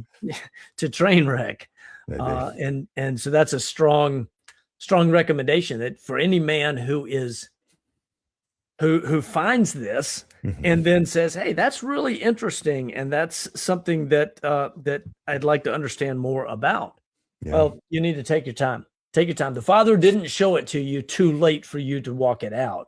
What he did was he showed it to you in time for you to do it responsibly, and that takes time, right? He didn't get to you at the last second, and oh my goodness, the world ends tomorrow. You better hurry up, right? Yeah. So there's Canada. We know Canada's in the house now. We're not quite where the sun never sets. We need somebody from South Africa, right? I get a lot of I do get a lot of viewers from South Africa, and a lot of Africans that have read my papers that are on academia.edu, because Africa has really had a battle. I think many tribes in Africa were practicing polygyny much later than a lot of European tribes and that sort of thing. The Europeans succumbed to Greco-Romanism much earlier, and only into the 15, 16, 17, and really 1800s is when the church got into Africa and started messing things up. And in doing that, it has left a lot of division, a lot of women uncovered, a lot of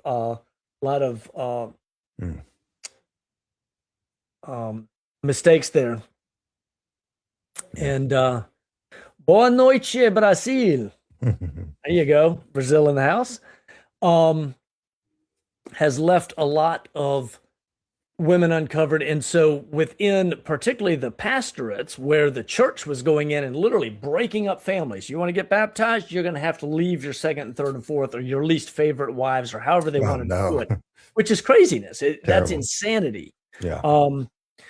And so now the clergy in Africa is back going, wait a minute, did we leave something back there that was good? We just may not have been doing it righteously, and we need to go back and get that fixed, right?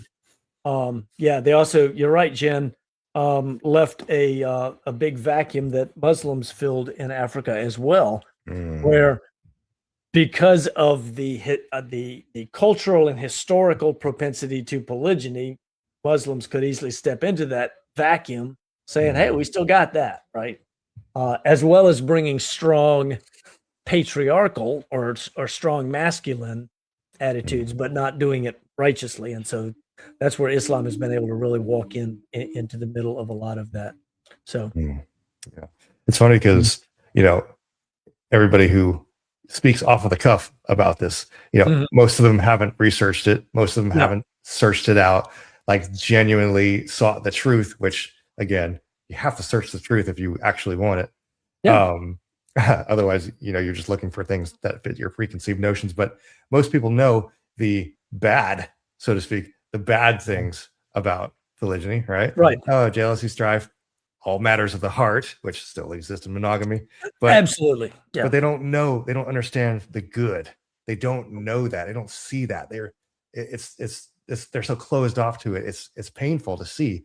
And even the reversal of bad that it can do. You know what I mean? Like you're mentioning, like not having polygyny leaves so many women without a covering and so many Yes. women struggling.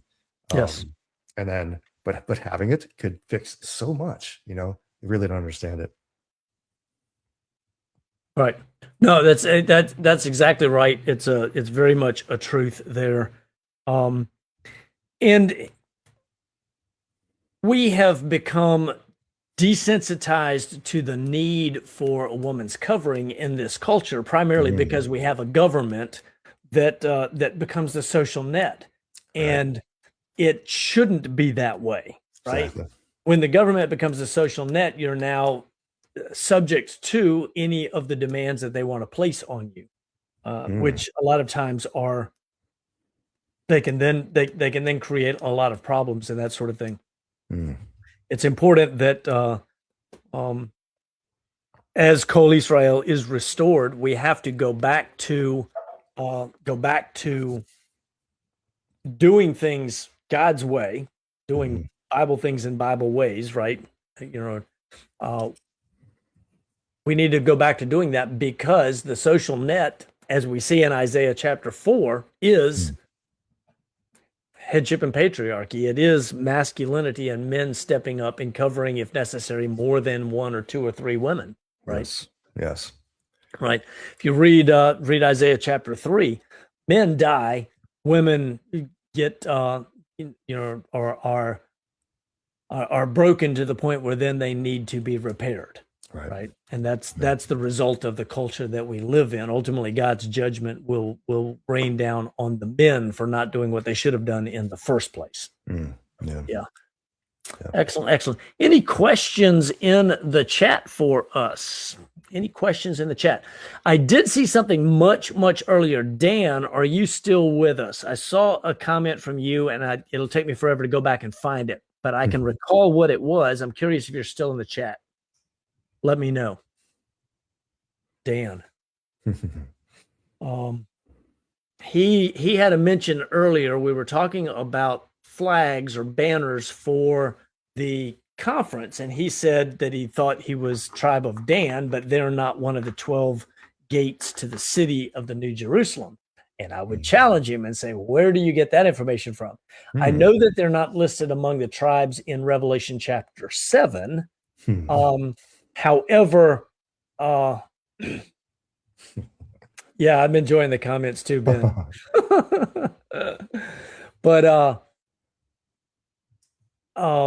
But Dan is listed among the tribes in Ezekiel that are allotted territory. They're the northernmost tribe in allotted territory. So I think there's a reason that there are 13 tribes, right? We're always told the 12 tribes of Israel, but there are 13 tribes. There have always been 13 tribes, right? So some of y'all are scratching your head going, wait, what? Right? Yeah. Well, it's because Levi was not given a land allotment and the other 12 were, right? Where Joseph was divided into Ephraim and Manasseh. So the 12 sons got 13 inheritances. Two of those tribes, Ephraim and Manasseh, were Joseph getting the double portion. You see that in Genesis chapter 48. But almost always when 12 tribes are listed, one or another different one is left out depending on what Yah's purpose is.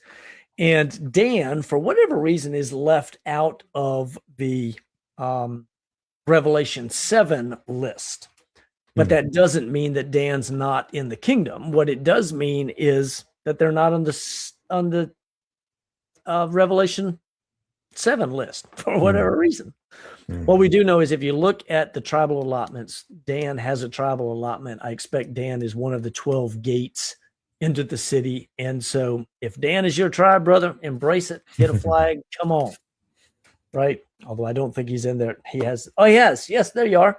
Nice. So there's your answer. I saw that question much earlier, but it was outside of where we were going topic wise at that point. I certainly wanted to make sure that I answered that for you. So I fully believe I've got at least 2 close friends and I think a third who believe that they are Danites, right? Personally, I will tell you, I am a Gadite. I'm a Gadite through and through. I know the Father has shown that to me. I've got a YouTube video about that and about how to go about, if you're curious what tribe you belong to, how to go about looking at that. So, so if that's something you want to find out, go back on my YouTube channel, maybe 4 weeks ago, 3 or 4 weeks ago, 5 weeks. I just covered that and look into it. But the other thing is, if you don't know, you can still bring a flag to the conference. You're a part of Israel. Bring a family crest on a flag, and you can always later on add what tribe you believe that you are affiliated with. And so that's something else. I would love to have all of you guys come to the conference. I'd love to meet a whole bunch of y'all face to face, get to know you, shake your hand, give you a hug, all that kind of good stuff. And we've got some amazing speakers that are going to be there. So what other questions? Do we have some questions? Didn't stay in the line. You know, I think I want to say that Dan, of course, we know that the up in Dan, Lily and Kelly and I have been up there. Kelly and I have been up there twice, and then the last time we went, we had Lily with us, and we went up to tell Dan where the cultic worship site was. We have been up there a couple times to visit it, but we always go to spit on the mock altar they have there, turn our backs to it, face Jerusalem, confess the sins of our fathers, sing the Shema, and pray for Kol Israel. Yes. So it's an open turning from the sins of our fathers, right? That's what I'm talking about. But Dan was one of the places that was going on. So that's that's a possible reason why they're not listed. The other thing is the name Dan has to do with judgment, and it's possible that the reason they're not listed in that group in Revelation is because they're not under judgment. Those are the ones that are not going to be judged. And it's entirely possible that that's why Dan is not in the list, right? So that's kind of interesting too. So, so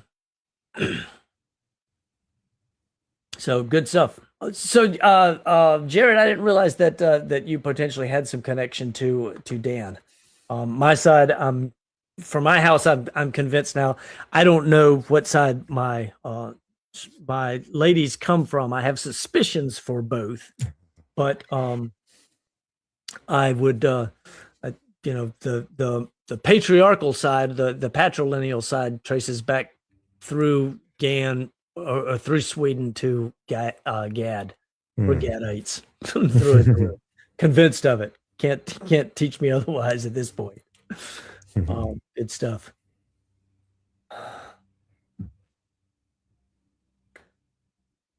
So great beards.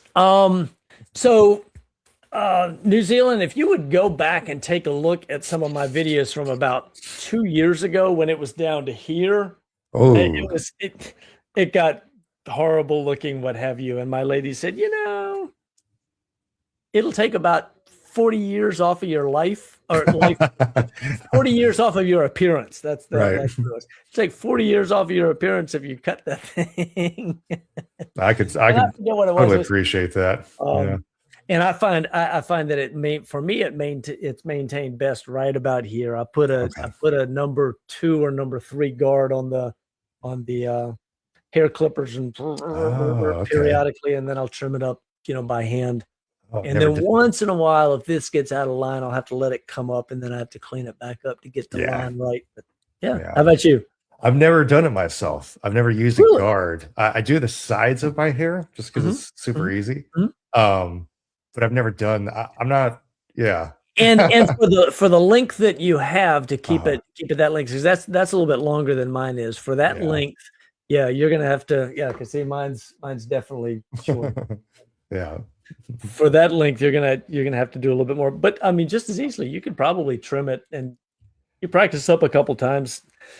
My habit is I cut my own hair about 2 out of 3 times, and about every third time I have to go to the hairstylist to get it cleaned up and fixed. Oh, okay. Otherwise, Okay. I'll take care of it myself. Well, I mean, it still sounds like it's paying itself off. So no, nobody's ever trimmed my beard. I've always done that myself. Oh, But okay. for Okay. my hair, I can go with a short guard and get it tapered pretty well. One of the girls to clean up my neck, I know and what you mean then by, oh yeah. and then farther up, I'll use a larger guard, and then I'll take scissors to the top. I try to keep it longer on top because it's so thin. Makes sense. Yeah. So, yeah. Yeah. Once mine, so after I retired from the Air Force, obviously in the Air Force, you can't grow Right. it out Right. unless you take a month of leave, which I did once, and it kind of wasn't worth it because it obviously didn't grow out very much. I went not shaving at all during that month, but after retiring, I let it grow out. I was just gonna let it grow out until I was tired of it or until I didn't want it anymore. And so I did, and it got to about mid chest right here, Mhm. and was eating soup one day or something like that, something soupy, and it just got all in it, and I was like, I don't feel like cleaning all this out right now.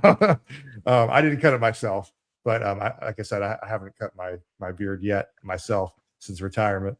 But I could definitely appreciate it not wanting it so long. It does get burdensome for sure. Put that up there and see what the ladies say they're in there.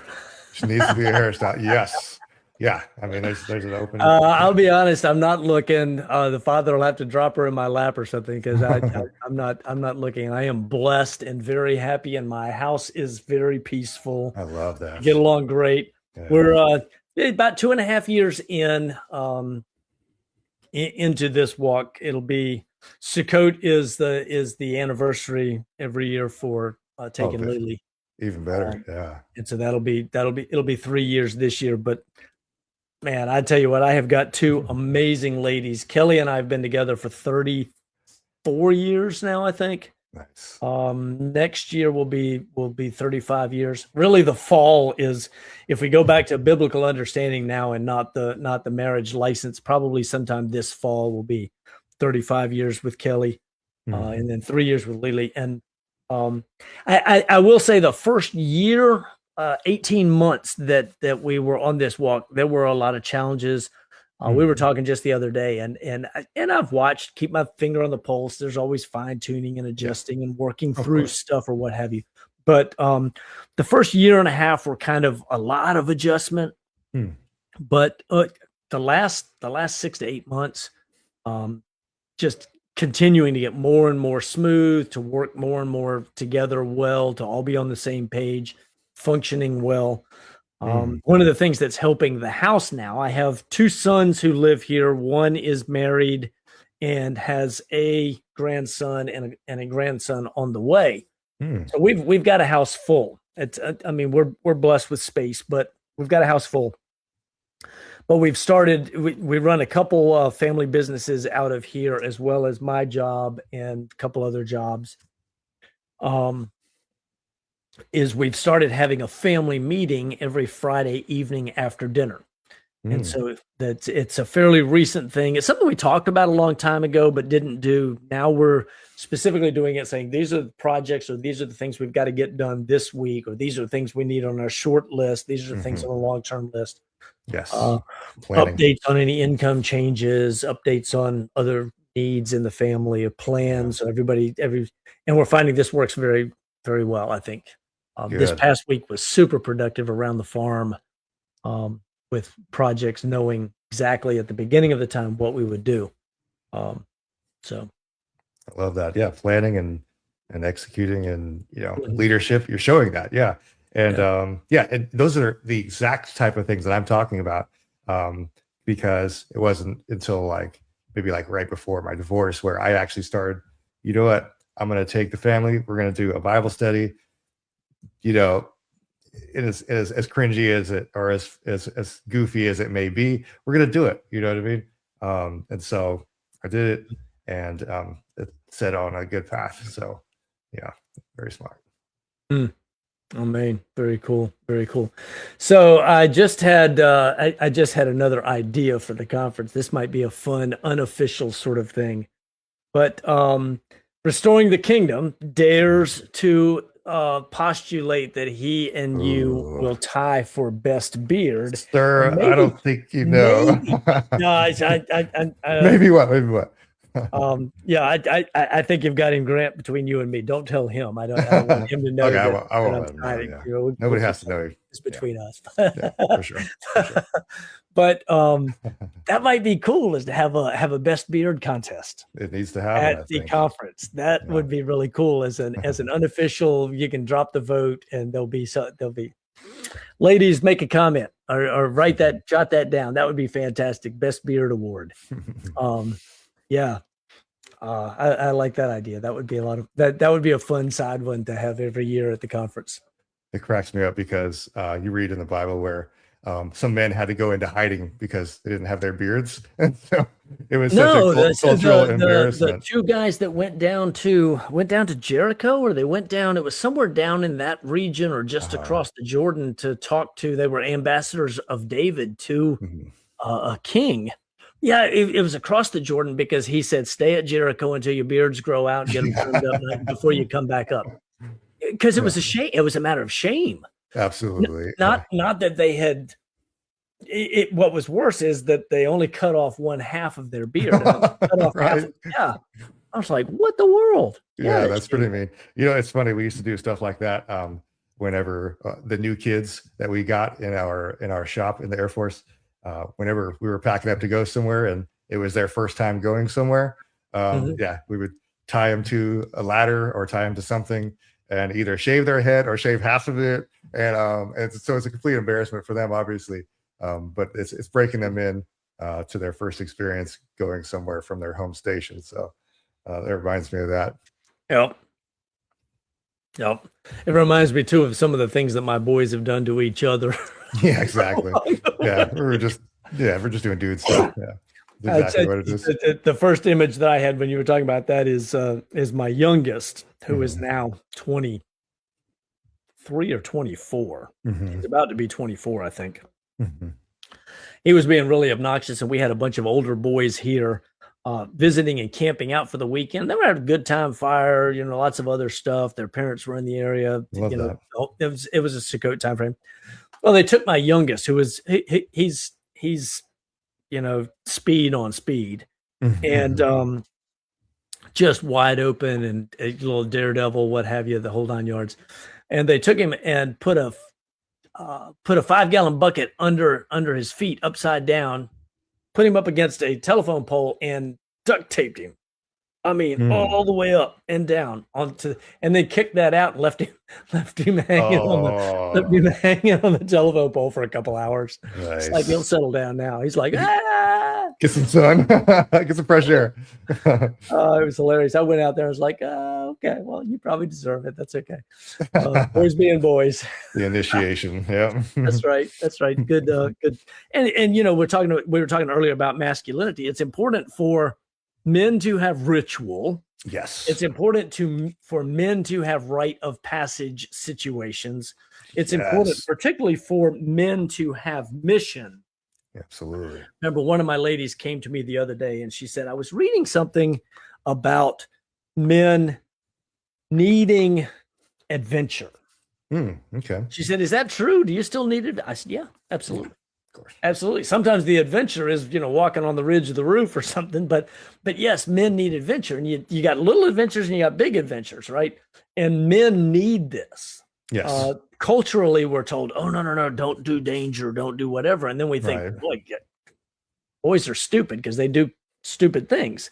But it's Yes. because men need it. It's not it's a physical need because of the way we're wired. Yes. And it's important, particularly raising boys, to find ways for that to happen. Yes. We Now, need a back in sense the of day, one of purpose. the things that restoring, I didn't say longest beard. We said best beard. That's true. That's There's a not difference. necessarily linked. The longest beard gets the right of way when we're walking, but yeah, it doesn't mean it's the best. So, yeah. I do. Maybe what we'll have to do is have a couple categories with an overall winner or something. That would be hilarious. I like that. So, but Yeah. Men absolutely need a but purpose. boys, men need Yes. rites of passage. They need to do hard things. And back in the day, I remember years ago reading an article about a man who's as his sons got to a certain age, and it was like late teens. It wasn't even, or middle teens. Right.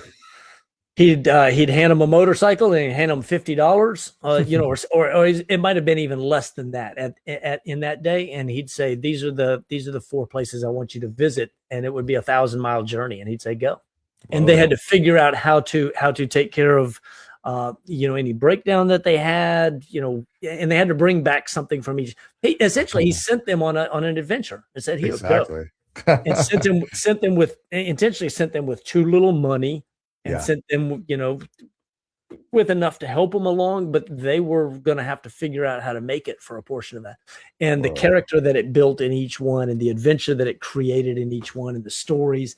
Of course, you wind up, we hear stories about old times sitting around fire telling the epic tales. Well, where do those come from? Exactly. It comes from adventures like that, right? And so these become the epic tales told in the family among the men. Yeah, I remember when we did this or that. Or, when Silas got taped to the telephone pole. Or whatever. Yeah, that's a good one. They'll never forget that, I'm sure. Yeah.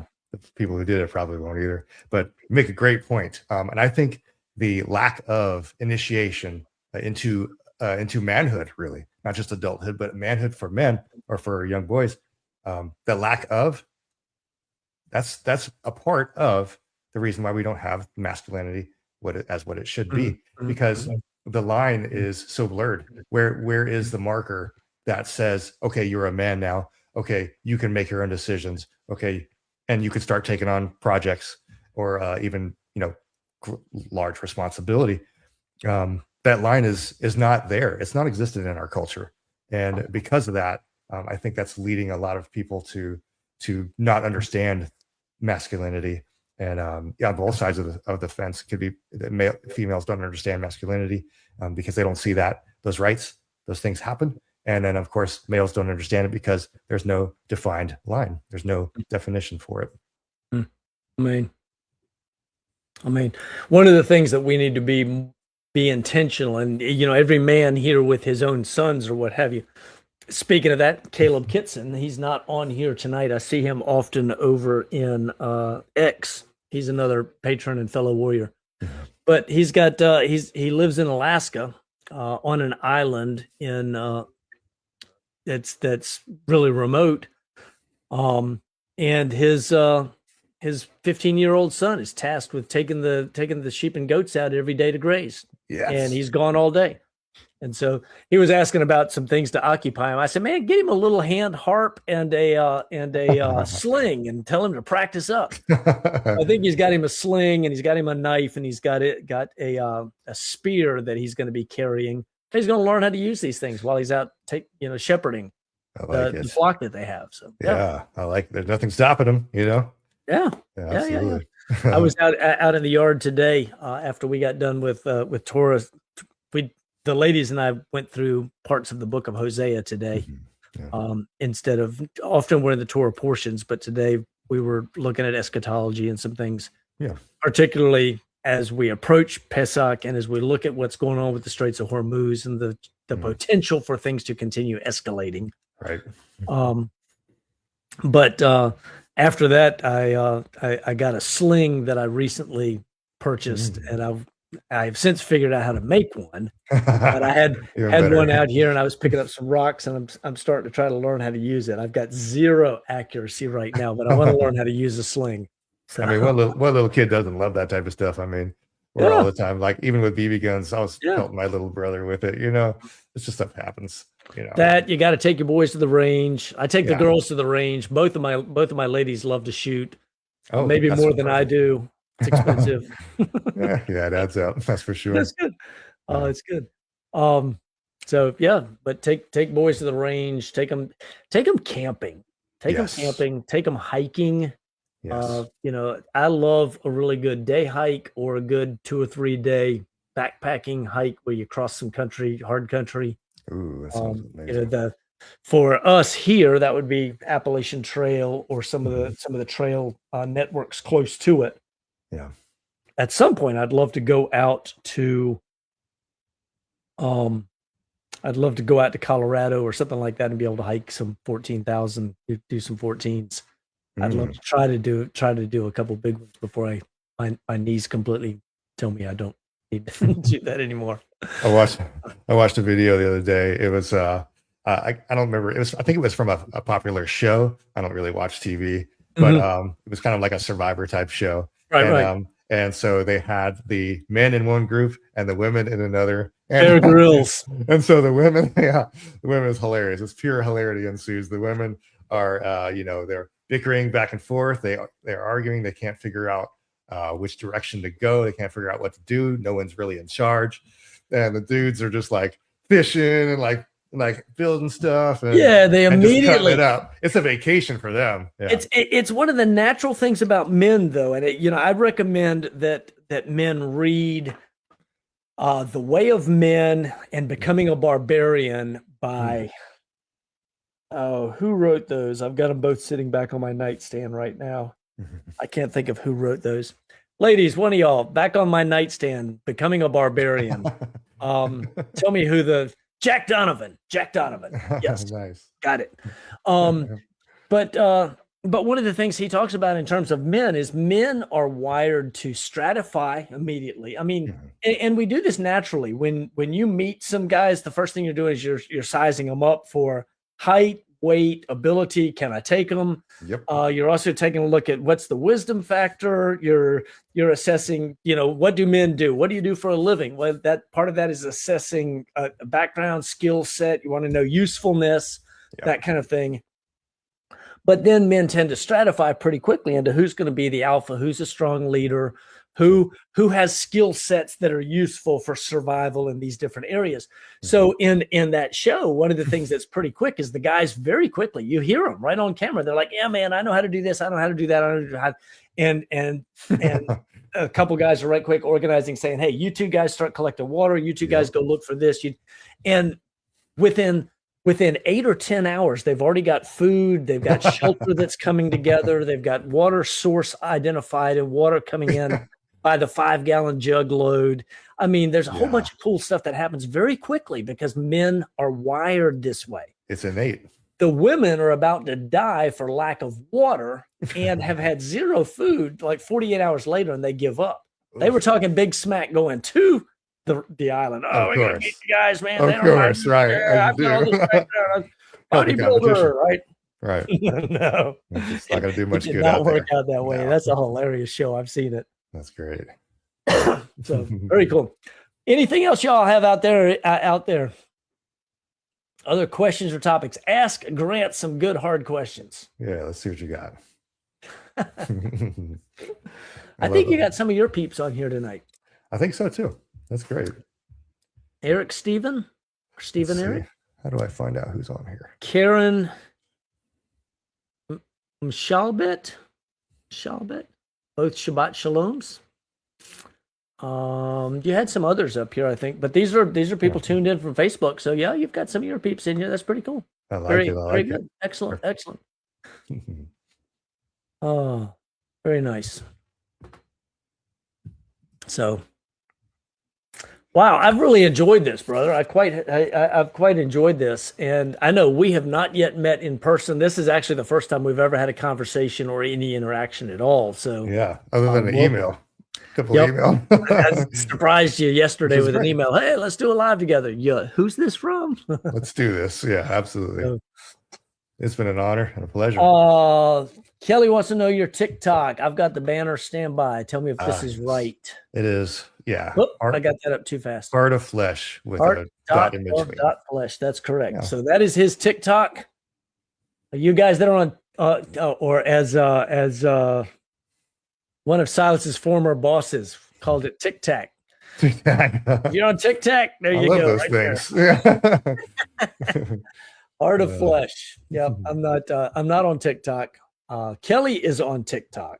All right. Nice. And sometimes my YouTube shorts get sent over to TikTok by Opus to put on her accounts, Mama Bear something.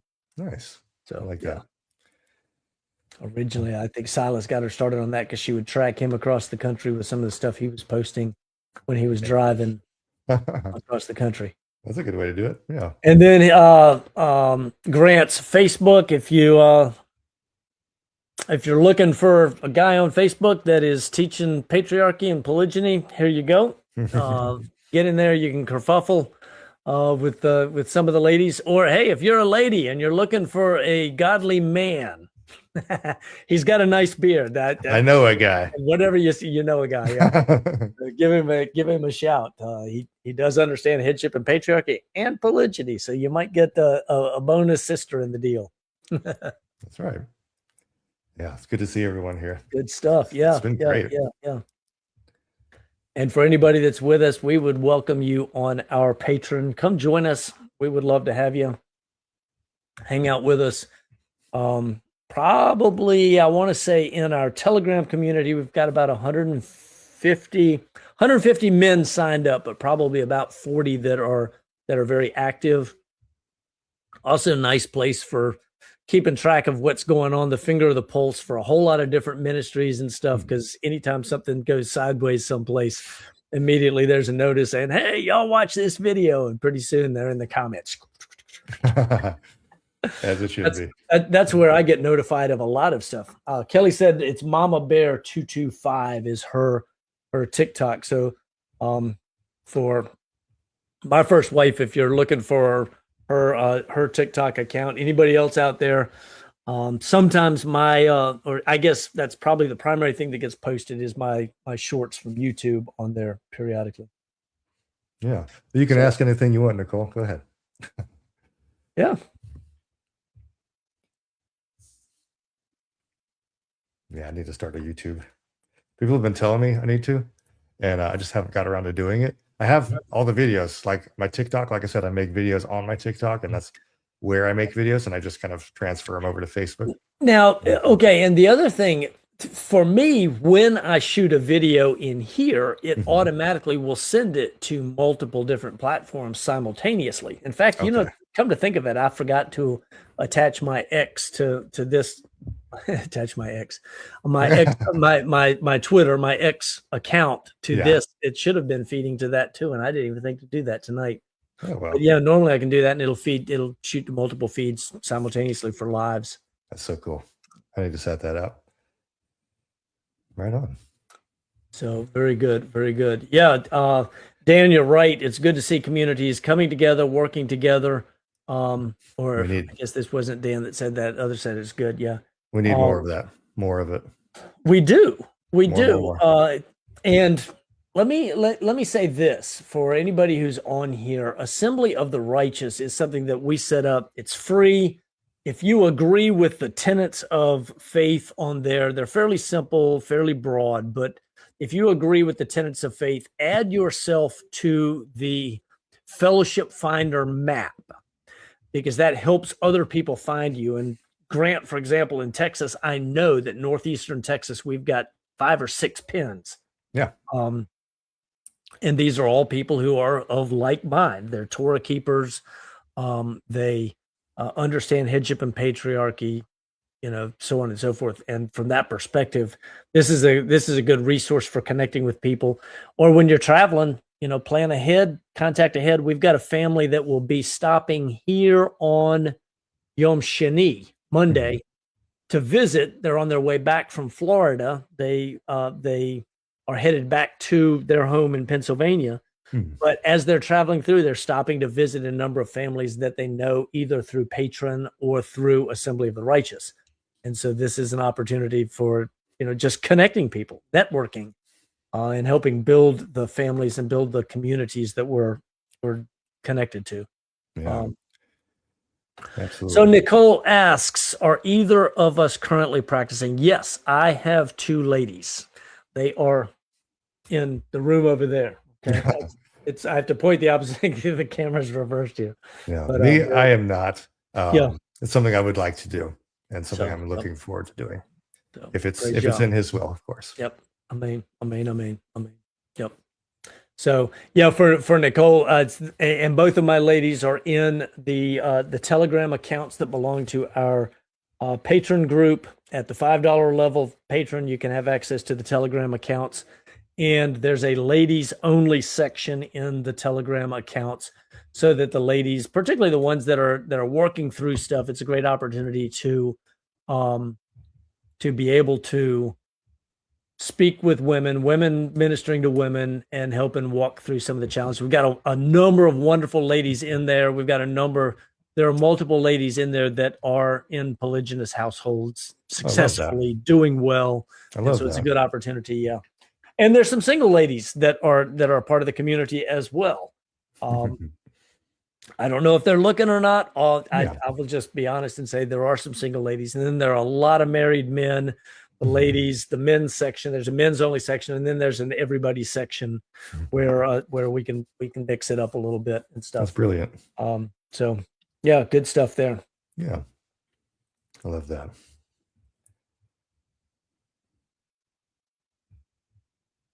Let's see. Yeah, I wish more people were open to it too. Most people they just have the same or similar knee-jerk reactions to it, and that's unfortunate because they haven't searched it out. They haven't actually dove in to the scriptures to actually see what it says, because it's only obvious that it's in there. If only they could like seriously do a topical search on it before communicating and parroting so many of the same excuses that we so often see. I mean, very true. The openness will come. Part of it is just fearlessly standing on truth. And I did a video a number of years ago. It's probably 4 years ago. And I said, this is a hill worth dying on, because it is an essential truth. I'm not saying it's salvation truth, but it's an essential truth to unlocking the gospel, unlocking the restoration of the kingdom, unlocking an understanding of our Elohim, unlocking an understanding of our roles as men and women, unlocking our understanding of our relationship with the Most High. All these things are rooted in minimally understanding, not necessarily walking out, but minimally understanding and accepting polygyny, intimately connected to all of those different things. And I think that as we fearlessly stand for truth in this area, because the scriptures on it are irrefutable. Okay. There are lots of people that want to argue. They don't want the truth that we bring, but it is without question. And this is one of the things I am most convinced of from scripture, simply because the more I study it, the more real it is, and the more I understand how essential it is. Yeah. Right. But as we take a firm stand on this, without a question, without doubt, as we take a firm stand on this, others come along. And I think there are a lot of people there. I think there are a lot more people out there that understand and believe this than we know. Most are afraid to stand up. What I know, Grant, thank you for standing up. What I know is that when we stand up, when you stand up, when I stand up, when others in the chat stand up and take a bold stand for it, it emboldens others to be willing to stand up, right? 100%. As we do that, think about this, and I'm not comparing this to homosexuality at all. Two very different things, right? But the homosexual agenda in this country only had about 5% of the vote when they were able to turn things over in this country. Wow. 5% of the vote is enough to start swaying the entire political landscape, which is it's very small. It takes very little. And so from that perspective, all we've got to do is take a stand. And as we grow in numbers, you can go back and look at Pew Research in 2006, maybe 2010, somewhere right along in there. Pew Research said that about 15% of the population said it was probably okay. Today, just 10 or 15 years later, we're looking at somewhere closer to 25 or more percent of the population that in a private, nobody knows what I'm writing down, they would say, yeah, it's okay. It's probably okay. So we're not far away from really making big waves. What we need to do is make sure that we're running ahead of the polyamory side, Yes. so that we're teaching it righteously and teaching what Scripture says, not allowing the leftist agendas to set the tone or set the pace for what's accepted and not. Yeah, because it's not about polygamy, which is so often thought. People accuse me of teaching polygamy, and like, no, I am not teaching polygamy, because that's not gender specific. That's multiple of either side, and that's not supportable. Big difference. Polygyny is the correct one. That's brother. I feel you.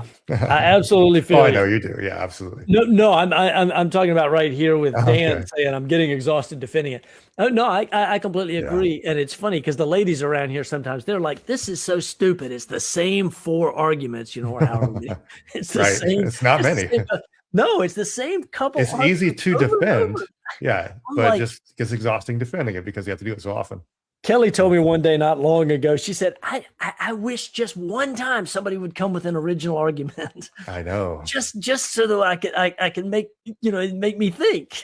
Yeah. At this point, you just press play. Give the response, right? Right. That's all. They're all parroted responses, and that's the problem because, that's what they've been taught, what they've been shown.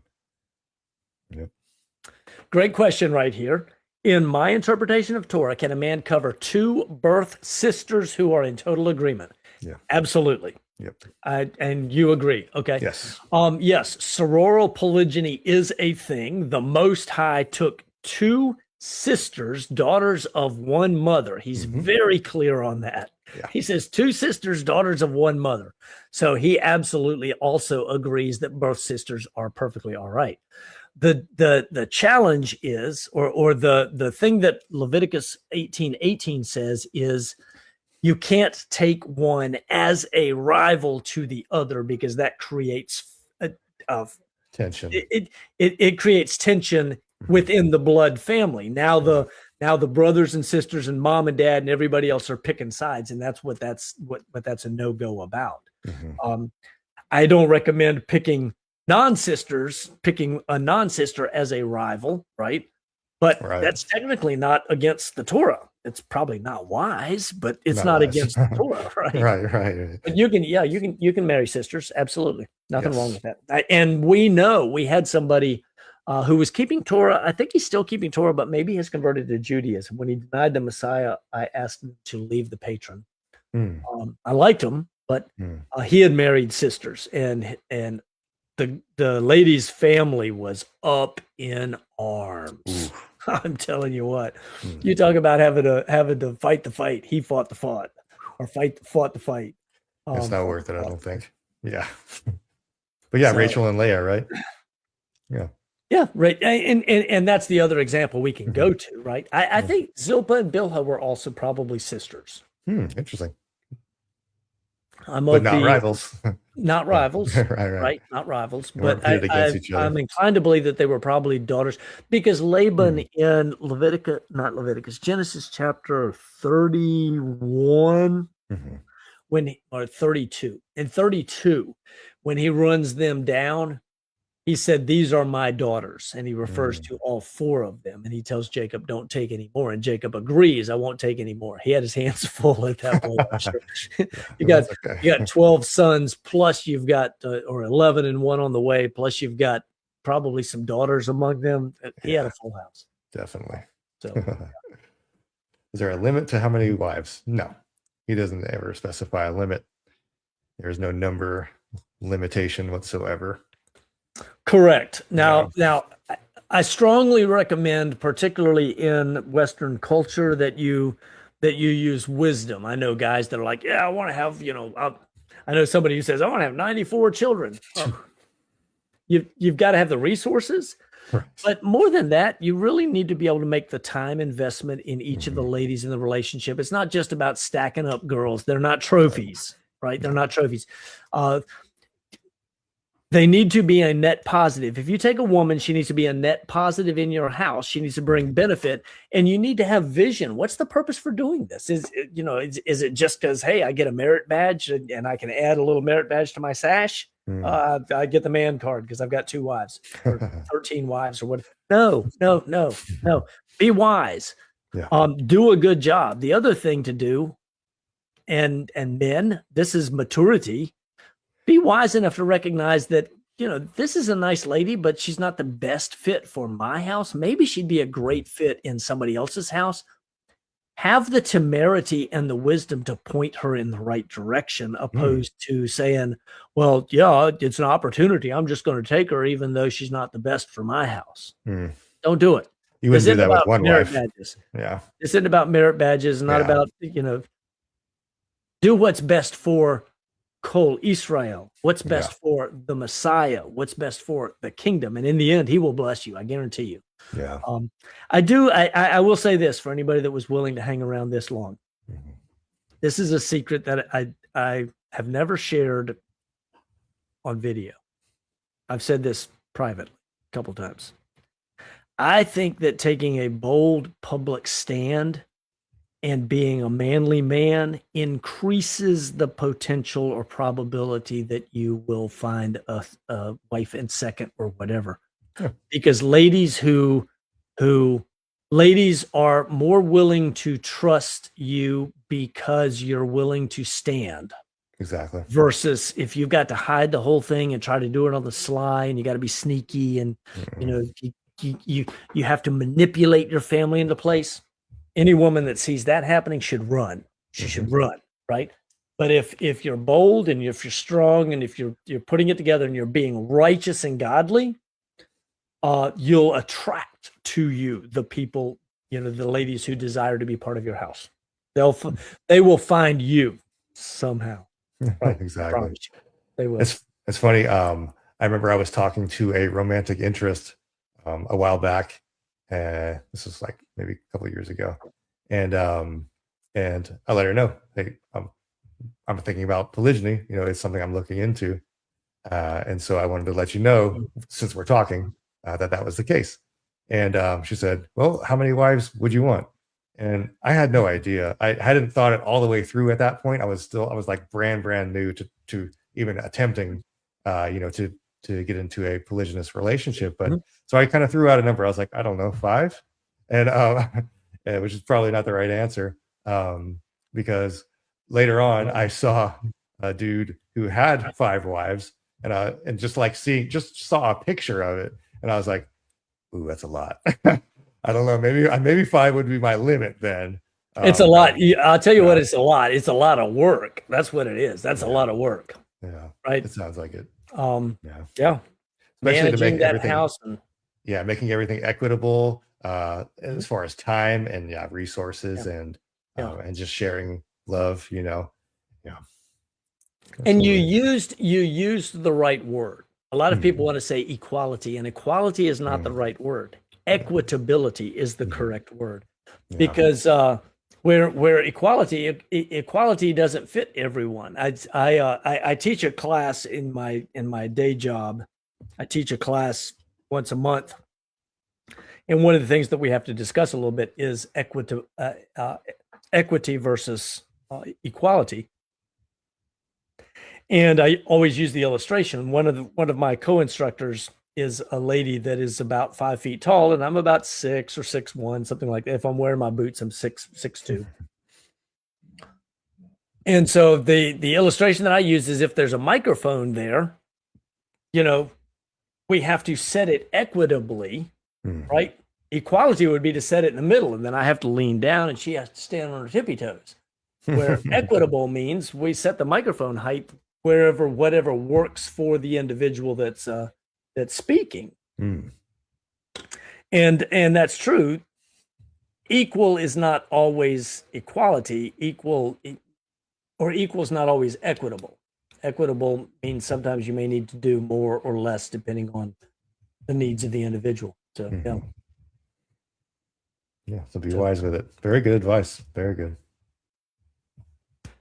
Dan, you are correct. Tell them up front, make that a point early. Yes. And you know, don't hide, just be honest. This is who I am, Right. and where I'm going. This is my vision. Yes. And the vision isn't necessarily a large family. The vision is wherever the Father's taking you, but Mhm. it may be multiple ladies that help you accomplish that vision. Right. And then that goes back to masculinity piece. Most, or not, I can't say most, but a lot of men will have no problem changing themselves for a woman, right? But that's not a very attractive quality, and that's not very masculine. So if this is something that you recognize that you want and you see as part of your future, then you have to be upfront about it. You have to be transparent, and you have to stand on it. You can't sway yourself. Maybe she's very beautiful, maybe she's very smart, but Yeah, you are you. outward appearance fades, inward does not. Inward should get prettier as you go, Yeah. right? Like make sure that you're seeking for the right reasons and so on and so forth. So Nicole, this is a great question. All right, I appreciate the question. Yes, both of my ladies live here. The bedrooms are next door to each other. We have a shared master bath um, that has a section that can be divided or whatever if there are more than one person in there at one time, if that's necessary. As far as the family initially receiving the idea, so I didn't do this the right way. Okay, I want to say that up front. I started understanding polygyny and started researching it on my own 3 years before I told Kelly. And I should have been more upfront and taken her more on the journey with me, but I became convinced and was even teaching, or not teaching on it, but writing about it on my blog. In doing such, I don't know, she missed the memo, what have you. I had to back up and be able to walk back through that. But we walked together through getting her ready for polygyny about 5 years before Lily came along. 4 or 5 years. It was probably close to 5 years. I'd have to go back and do the math on it. Didn't rush into it. Honestly, wasn't looking hard. There were 4 different ladies that were possibles that we communicated with along the way that disqualified themselves one way or another. Ultimately, the Father has blessed us with an amazing lady that is part of the family and fits in well, and we're continuing to get closer together and that kind of thing.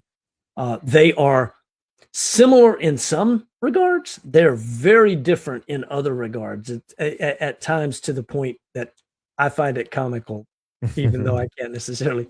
They're going to hear that in there and go, "I wonder what that is." They're both sitting in there together watching, probably have a glass of wine, hanging out, watching and laughing at the whole show, having fun, right? They enjoy hanging out. For the boys, going back when this became a real deal in the family, about the same time that I told Kelly what I had been studying and the fact that I thought this was a real deal and that it was a possibility for us in the future.